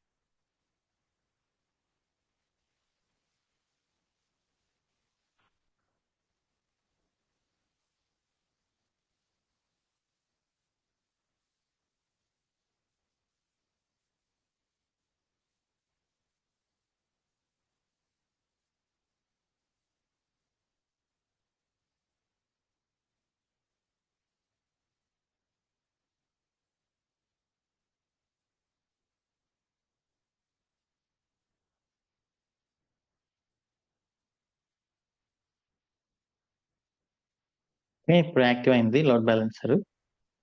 ఇప్పుడు ఇది తీసుకొని డిఎన్ఎస్ ఇక్కడ హిట్ చేసా అనుకోండి, ఇది HTTP, నాకు లైనక్స్ వస్తుంది. ఇది చూడండి ఎంజినిక్స్ వస్తుంది. టార్గెట్ గ్రూప్ చూడండి ఇప్పుడు హెల్త్ చెక్, హెల్త్. సో అంటే టార్గెట్ ట్రాఫిక్ ఎలా వెళ్తుంది? ఇప్పుడు నేను లోడ్ బ్యాలెన్సర్ డిఎన్ఎస్ ని హిట్ చేస్తే పోర్ట్ నెంబర్ 80 పైన పోతుంది. చూడండి పోర్ట్ నెంబర్ 80 కదా. పోర్ట్ నెంబర్ 80 అంటే ఏంటి? ఇక్కడ లిజనర్. అదే నేను పోర్ట్ నెంబర్ 8080 ఇచ్చాను అనుకోండి, ఆ లిజనర్ ఇక్కడ నేను కాన్ఫిగర్ చేయలేదు, సో వర్కౌట్ అవ్వదు. పోర్ట్ నెంబర్ 80 పైన ఇచ్చినప్పుడు లిజనరు రూల్ ఏంటి? మీకు పోర్ట్ నెంబర్ 80 పైన రిక్వెస్ట్ వచ్చినప్పుడు దాన్ని ఎక్కడికి పంపించమని చెప్తున్నాం? ఎంజినిక్స్ టార్గెట్ గ్రూప్ కి పంపించమని చెప్తున్నాం ట్రాఫిక్ ని. సో ఎంజినిక్స్ టార్గెట్ గ్రూప్ వస్తుంది. దీంట్లో హెల్త్ చెక్ చూసుకొని ఏదో ఒక ఇన్స్టెన్స్ కి పంపిస్తుంది అనమాట. రెండు హెల్తీగా ఉన్నాయి కాబట్టి ర్యాండమ్ గా ఏదో ఒక దానికి సెలెక్ట్ చేసి పంపిస్తుంది. అప్పుడు మనకు ఆ సిస్టమ్ నుంచి మనకు ఈ ఇన్స్టెన్స్ నుంచి ట్రాఫిక్ వస్తుంది. ఒకవేళ నేను దీంట్లో లాగిన్ అవుతాను చూడండి, ఇప్పుడు ఎంజినిక్స్ లో లాగిన్ అయ్యి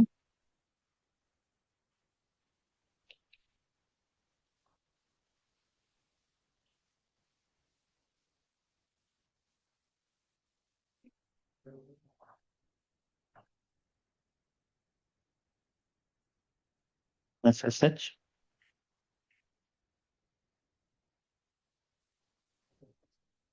DevOps 321 sudo su cd usr share nginx html. ఇక్కడ నేను echo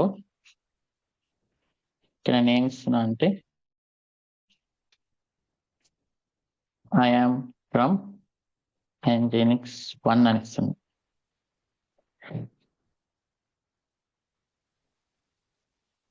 next dot HTML. Okay, so ఇంకొక సర్వర్ లో లాగిన్ అయ్యి నేను ఐఆమ్ ఫ్రమ్ nginx 2 అని ఇస్తాను.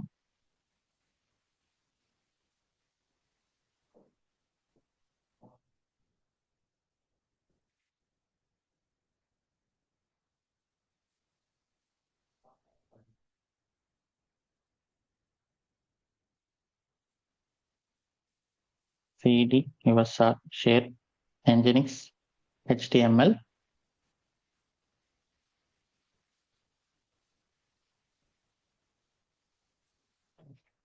ఇది వచ్చేసి nginx 2 అని ఇస్తాను.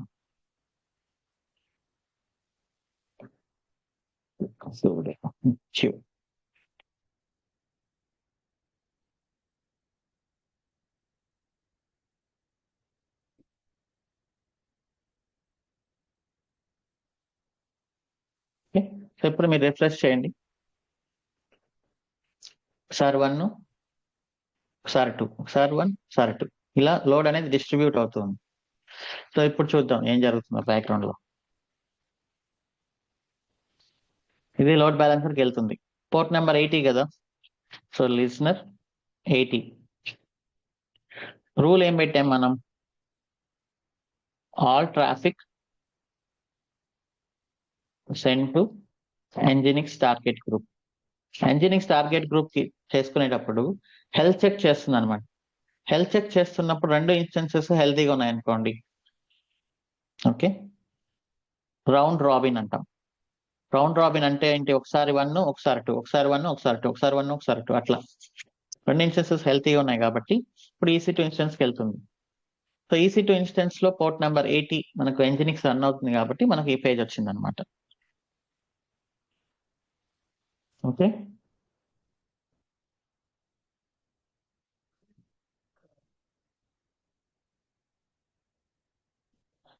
ఇప్పుడు మీరు ఒకటి కానీ ఆఫ్ చేశారనుకోండి ఏదైనా, అది అన్హెల్తీ అయిపోతుంది కొద్దిసేపటికి.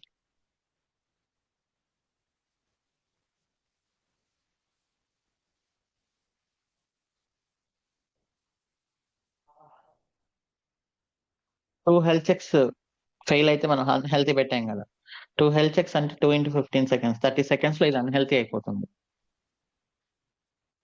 మీరు ఇంకా ఫాస్ట్ గా కావాలంటే ఎవ్రీ 1 second కి కూడా మనం హెల్త్ చెక్ చేసుకోవచ్చు. ఇప్పుడు చూడండి ఇది అన్హెల్తీ అయిపోతుంది, అంటే హెల్తీ కాదు. సో మనకు ఓన్లీ Nginx 1 నుంచే వస్తుంది అనమాట. Nginx 2 కి రిక్వెస్ట్ అసలు వెళ్ళదు, ఎందుకంటే అది అన్హెల్తీ కాబట్టి మన లోడ్ బ్యాలెన్సర్ దాన్ని అసలు కన్సిడర్ చేయదు. ఇక ఎన్నిసార్లు హిట్ చేసినా Nginx 1 నుంచే వస్తుంది. ఓకే, మీకు ఇప్పుడు ఇక్కడ 2 ఇన్స్టెన్సెస్ ఉండొచ్చు, 200 ఇన్స్టెన్సెస్ ఉండొచ్చు, ఆర్ ఒకటైనా ఉండొచ్చు, నో ప్రాబ్లం. ఓకే, సో ఈ వీకెండ్ ఒకసారి చూసుకొని రండి. Load balancer, listener, rule, target group, ఇంకా ఇన్స్టెన్స్, ఇలా ఫస్ట్ లోడ్ బ్యాలెన్సర్కి వస్తుంది, లిజనర్ చెక్ చేసుకుంటుంది, రూల్ ని మ్యాచ్ చేసుకుంటుంది, ఆ రూల్ నుంచి టార్గెట్ గ్రూప్కి వెళ్తుంది, టార్గెట్ గ్రూప్ నుంచి ఇన్స్టెన్స్కి వెళ్తుంది ట్రాఫిక్ అనేది. ఓకే, మండే క్విజ్ పెడదాము. ఈరోజు టైం అయిపోయింది. సో ఈ వీకెండ్ కొంచెం చూడండి, మీరు కావాలంటే one day or 2 days leave పెట్టుకోండి ఆఫీస్ లో, వర్కింగ్ లో ఉండేవాళ్ళు.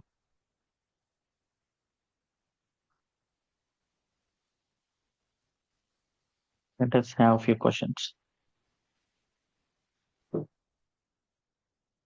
Khalid Sheikh.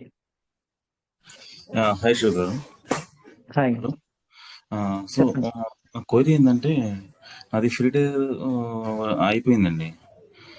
సో ఏంటంటే ఛార్జెస్ నాకు మామూలుగా అరౌండ్ 90-100 తప్పండాయి. రీఫండ్ రిక్వెస్ట్ రేజ్ చేశాను. So the team is contacted me, but చెప్పారు, వాళ్ళతో కాంటాక్ట్ అయ్యాను. సో వాళ్ళు కొన్ని క్వైరీస్ అడిగారు, క్వైరీస్ కి రిప్లై ఇచ్చాను. ప్లస్ ఏదో మానిటరింగ్ టూల్ ఇన్స్టాల్ చేసుకోండి అని చెప్పారు, అది కూడా ఇన్స్టాల్ చేశాను.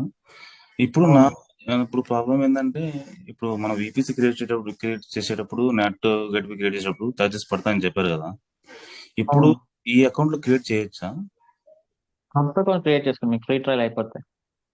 కొత్త ఇప్పుడు ఈ కరెంట్ అకౌంట్ ని మనం ఏం చేయకూడదు, డిలీట్ చేసేయండి.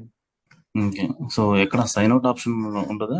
ఎక్కడ డిలీట్ చేసే ఆప్షన్? అకౌంట్ డిలీట్ ఆప్షన్ ఉంటుంది చూడండి, మామూలు ఫేస్బుక్ అకౌంట్ ఎట్లయితే డిలీట్ చేస్తామో అట్లా. ఓకే, డిలీట్ చేసి కొత్త అకౌంట్ యూజ్ చేసుకుంటారు కదా. యా, ముందే బిల్ కట్టేసేయండి. ఓకే, బిల్ కంపల్సరీ లేకపోతే వదిలేండి. కట్టాలంటే తక్కువ అయితే కట్టండి, ఒక 200కి 300కి ఎందుకు మళ్ళీ మనం డిఫాల్టర్ గా ఉండదు. అది ఆల్మోస్ట్ 90-100 వచ్చింది సార్ గారు, అందుకని చెప్పేసి వాళ్ళు ఏం కట్టమని చెప్పలేదు. సో సరే, మీ ఇష్టం. అప్పుడు క్లోజ్ చేసేయండి అకౌంట్. ఓకే, క్లోజ్ చేస్తాం. క్లోజ్ చేసి కొత్త అకౌంట్ క్రియేట్ చేసుకో. ఓకే అండి, థ్యాంక్స్. డి బ్రహ్మ. ఆ, నా జనరల్ డౌట్ అన్న. ఉమ్, అంటే ఇప్పుడు ఇది మా ఒక ఫ్రెండ్ రీసెంట్ గా టెరాఫామ్ ప్రాజెక్ట్ లోకి ఎన్రోల్ అయ్యాడంట.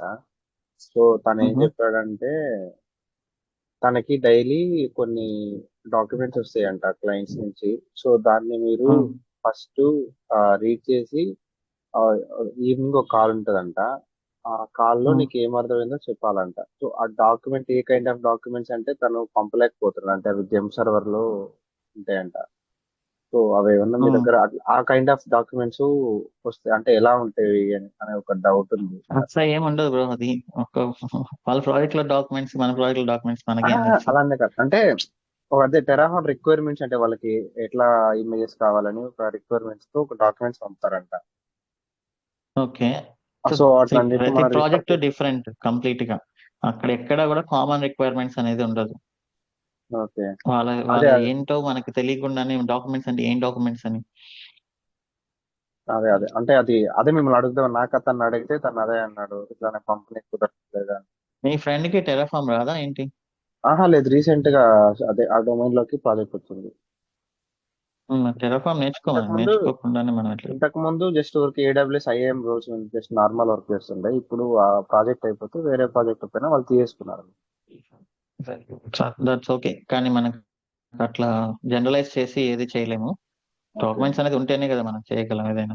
ఉమ్, అదే అంటే మీకు ఏమైనా ఐడియా ఉంటదేమో అని.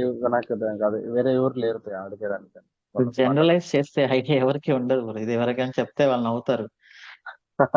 ఓకే. అంటే ప్రతి ప్రాజెక్ట్ రిక్వైర్మెంట్ డిఫరెంట్ డిఫరెంట్ గా ఉంటుంది. ఉమ్. అన్ని ఆహా, ప్రాజెక్ట్స్ ఒకే డాక్యుమెంట్ ఉండదు. ప్రతి ప్రాజెక్ట్ ఆహా, డిఫరెంట్. వరల్డ్ లో నేనేమో ఒక అంటే ఆటే రియల్ టైమ్ లో అట్లా మనకు కూడా ఒక డాక్యుమెంట్స్ వస్తాయా అంటున్నాను నేను జస్ట్. అట్లా ఏమన్నా ఉండొచ్చా? డాక్యుమెంటేషన్ అనేది ప్రతి ప్రాజెక్ట్ లో ఉంటది. అది చిన్న ప్రాజెక్ట్ అయినా పెద్ద ప్రాజెక్ట్ అయినా ఉమ్, డాక్యుమెంటేషన్ లేకపోతే ఏమవుతుంది? ఒక ఎంప్లాయీ రిజైన్ చేసినప్పుడు అతను ఏం చేశాడు ఎట్లా అనేది ఎవరికి తెలియదు కదా. సో ఉమ్, డాక్యుమెంటేషన్ అనేది ప్రతి ప్రాజెక్ట్ లో ఉంటుంది. ఒక ప్రాజెక్ట్ 100 ప్రాజెక్ట్స్ ఉంటే ప్రపంచంలో 100 డిఫరెంట్ గా ఉంటాయి అవి. ఓకే. ఓకే. సో ఏది జనరలైజ్ చేసి చెప్పలేం. ఓకే. బద్దం మధు.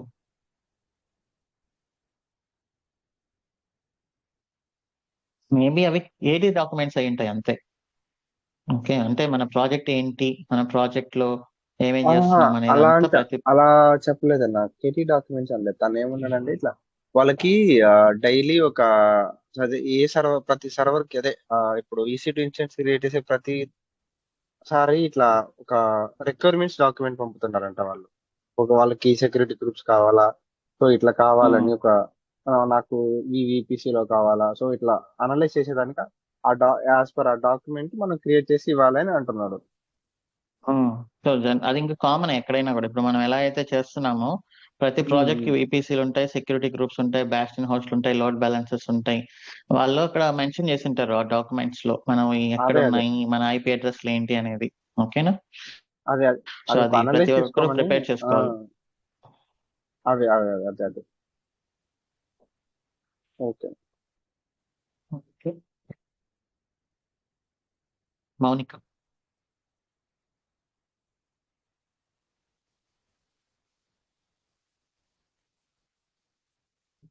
మౌనిక ఇక్కడ అన్మ్యూట్.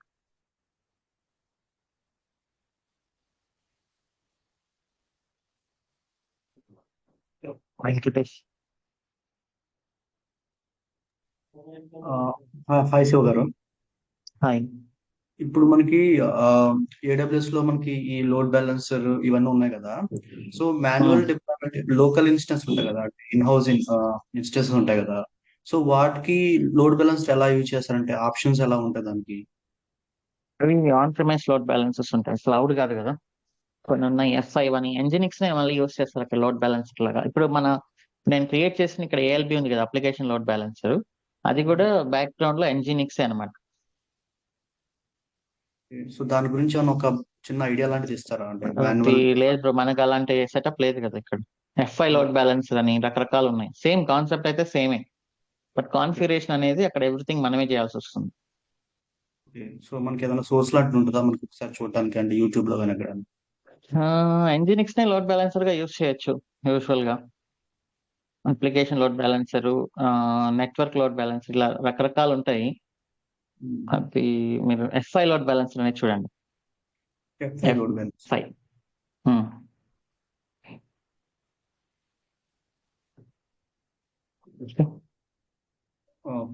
మీ ప్రాజెక్ట్ లో ఉందా అది? లేదు, జస్ట్ డౌట్ వచ్చింది. అంటే ఫస్ట్ స్టార్ట్ అప్పుడు మనం మాన్యువల్ గా డిప్లాయ్ చేసాం కదా. ఫర్ ఎగ్జాంపుల్ అప్పుడు మనం ఇప్పుడు లోడ్ బ్యాలెన్స్ అనే కాన్సెప్ట్ యూజ్ చేయలేదు. సో ఇప్పుడు మనం లోడ్ బ్యాలెన్స్ అనే కాన్సెప్ట్ యూజ్ చేస్తున్నాం. ఫర్ ఎగ్జాంపుల్ మనం మాన్యువల్ డిప్లాయ్మెంట్స్ ఉంటే కనుక సో లోడ్ బ్యాలెన్స్ ఎలా ఇంప్లిమెంట్ చేస్తాం అనేది ఒక డౌట్ లా వచ్చింది అనమాట. అవునా, అట్లయితే వదిలేండి ప్రస్తుతానికి మన క్లాసెస్ పైన ఫోకస్ చేయండి. మీరు ఇట్లా డివేట్ అయ్యారనుకోండి మీ టైం వేస్ట్ అవుతుంది. మళ్ళీ అది ఎందుకు యూజ్ అవ్వకపోవచ్చు. ఓకే, ఒకవేళ మీ ప్రాజెక్ట్ లో ఉండి మిమ్మల్ని అడిగితే అప్పుడు స్పెండ్ చేయండి టైం. ఓకే ఓకే, ప్రెసెంట్ అయితే దాని గురించి వదిలేండి. Okay okay bro, thank Dhananjaya. Shiva, అది హాయ్. లోడ్ బ్యాలెన్సింగ్ టెస్ట్ చేయడానికి కమాండ్ యూజ్ చేశారు కదా, అది ఒకసారి చెప్తారా? కామెంట్? ఏం కామెంట్? కమాండ్ ఎక్కువ.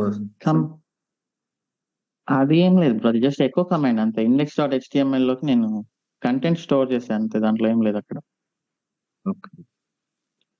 డిఫాల్ట్ ఇండెక్స్ పేజ్ తీసేసి ఇది పెట్టాను అంతే.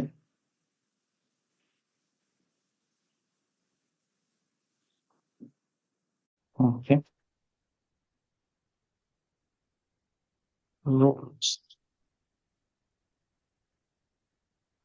మనం ఇంకా ప్రాజెక్ట్ లో చేస్తాం ఇవన్నీ ఇంప్లిమెంట్ చేసినప్పుడు. మీకు ప్రాక్టికల్ గా ఉంటుంది, ఒక ప్రాక్టికల్ ఎగ్జాంపుల్ కాబట్టి మాది. Raj Shegur, Shivaprasad Reddy. Hi sir, good morning. Hi, good నాకు మార్నింగ్. యాక్చువల్ గా ఇంటర్నల్ గా AWS సపోర్ట్ లో చేస్తున్నాను. ఇప్పుడు టెర్రాఫార్మ్ మీద ఛాన్స్ వచ్చింది, మేనేజర్ ఇంటర్వ్యూ అయిపోయింది. సో నాకు టెర్రాఫార్మ్ మీద like EC2 instance, EMR clusters create చేయాల్సి ఉంటుంది అన్నారు.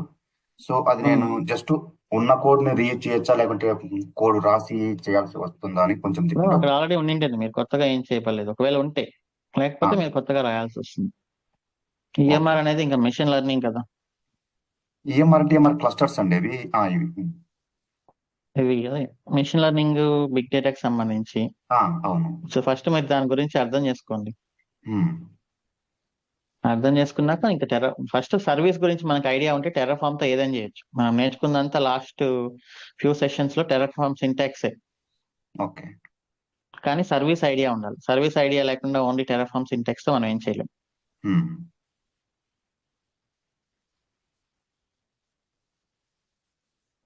Raj Shegur. Okay, thanks. Shiva garu, hi. ఏం లేదండి, ఆ గిట్ ఇగ్నోర్ ఉంది కదా మామూలుగా మనకి ఫైల్, అది ఎలా పుష్ చేయాలి కొంచెం చెప్తారండి? ఏం లేదండి, అది మీరు గిట్ ఇగ్నోర్ లేకుండా కమిట్ చేసేసారు అనుకోండి, ఇంకా మీరు పుష్ చేయలేకపోవచ్చు. అందుకని నేను ఒక వీడియో పెట్టాను, చూసారా? చూడలేదండి. ఎక్కడ?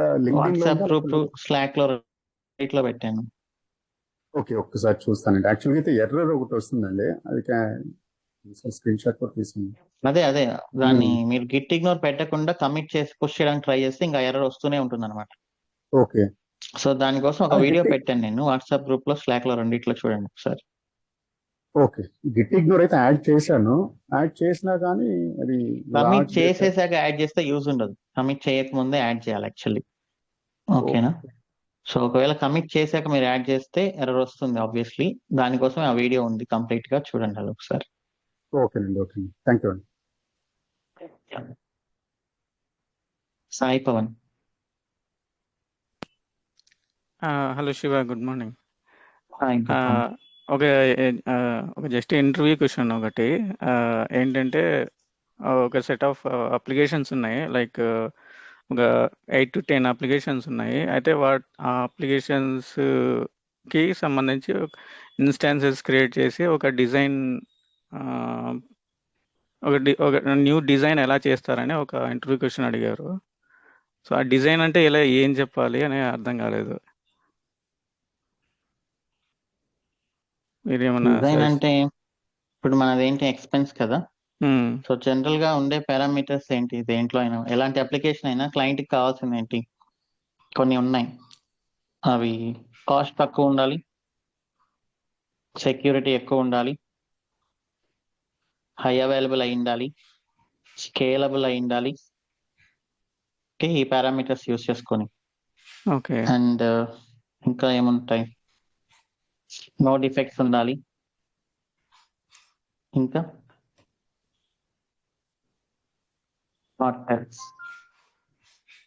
కంప్లైంట్స్ అండ్ గవర్నెన్స్, మెయింటెనెన్స్ ఈజీగా ఉండాలి. Maintenance, monitoring. అదొక బ్రాడ్ క్వశ్చన్ మిమ్మల్ని అడిగింది. మానిటరింగ్ ఉండాలి. ఇప్పటికి ఎన్ని వచ్చినాయి ఇక్కడ? ఇది ప్రతి ప్రాజెక్ట్ లో, అది చిన్నదైనా పెద్దదైనా. ఓకే, కాస్ట్ తక్కువ ఉండాలి. కాస్ట్ తక్కువ అని చెప్పేసి సెక్యూరిటీని కూడా తక్కువ చేయకూడదు. సెక్యూరిటీ హై ఉండాలి, కాస్ట్ తక్కువ ఉండాలి. హై అవైలబిలిటీ, 2 అవైలబిలిటీ జోన్స్ లో మినిమం పెట్టాలి, లేకపోతే ఒక అవైలబిలిటీ జోన్ డౌన్ అయిందంటే మొత్తం పోతుంది. స్కేలబుల్, లైక్ ఆటో స్కేలింగ్ అనుకోండి, అంటే మీ ప్రాజెక్ట్ వచ్చే ట్రాఫిక్ ని బట్టి మీ అప్లికేషన్స్ స్కేల్ అవ్వాలి.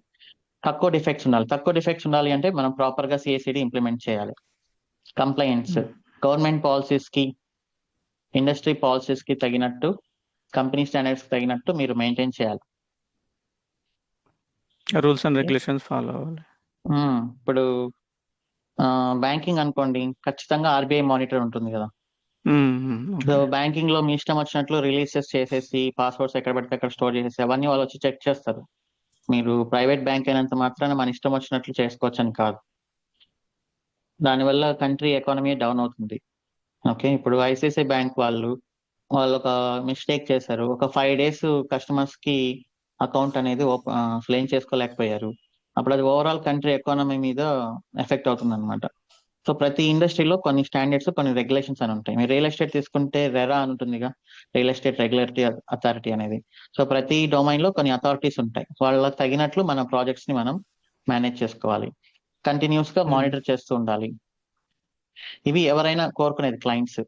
వీటికి తగినట్లు మనం ఎలా డిజైన్ చేస్తాం మన అప్లికేషన్ అనేది. సో ఇది మానిటరింగ్. ఇక్కడ మెయింటెనెన్స్ అంటే ఏంటంటే మీరు ఒక చేంజ్ ని ఎంత ఈజీగా తీసుకెళ్ళగలరు. ఇంకా ఇక్కడ కూడా డెవాప్స్, ఇవన్నీ డెవాప్స్ ఇవన్నీ మనమే చేయగలం. ఓకే, సెక్యూరిటీ అంటే దానికోసం separate team ఉంటుందిలేండి.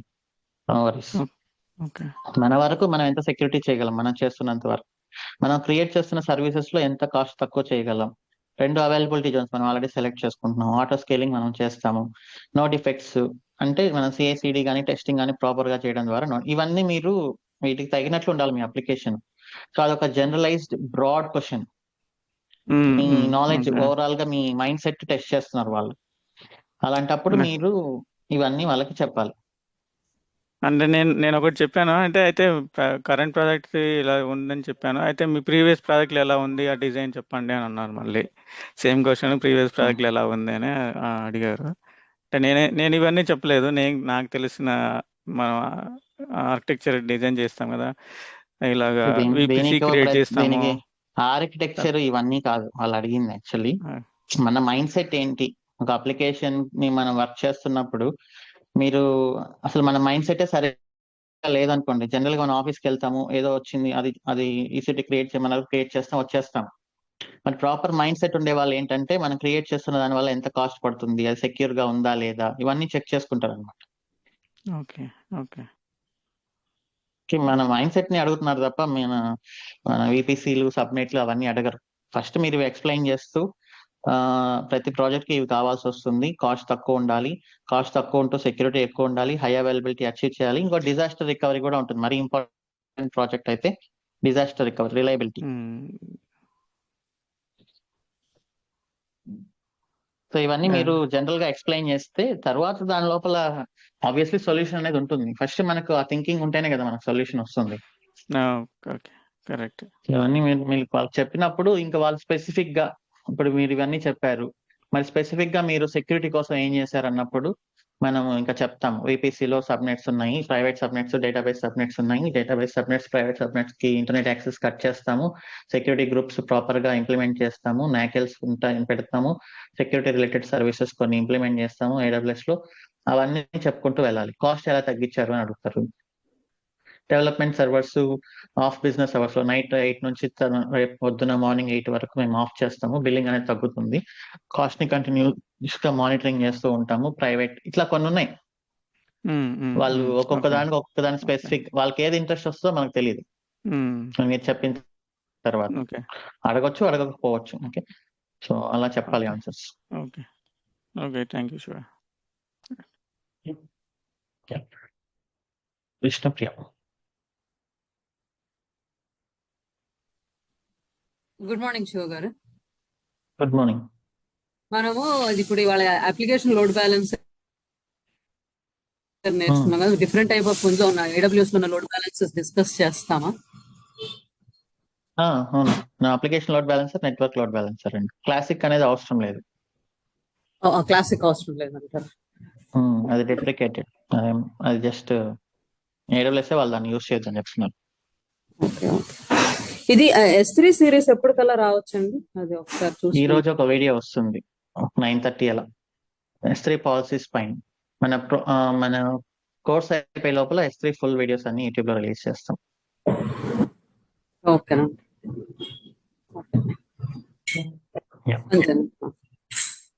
Okay, that's all for today session. ఈ వీకెండ్ కొంచెం టైం స్పెండ్ చేసి బాగా ప్రిపేర్ అవ్వండి. You on Monday. నేను ఈలోపు కొన్ని ఇంటర్వ్యూ క్వశ్చన్స్ కూడా పోస్ట్ చేస్తాను టెరాఫామ్ పైన, అండ్ అవసరమైతే లీవ్ తీసుకోండి.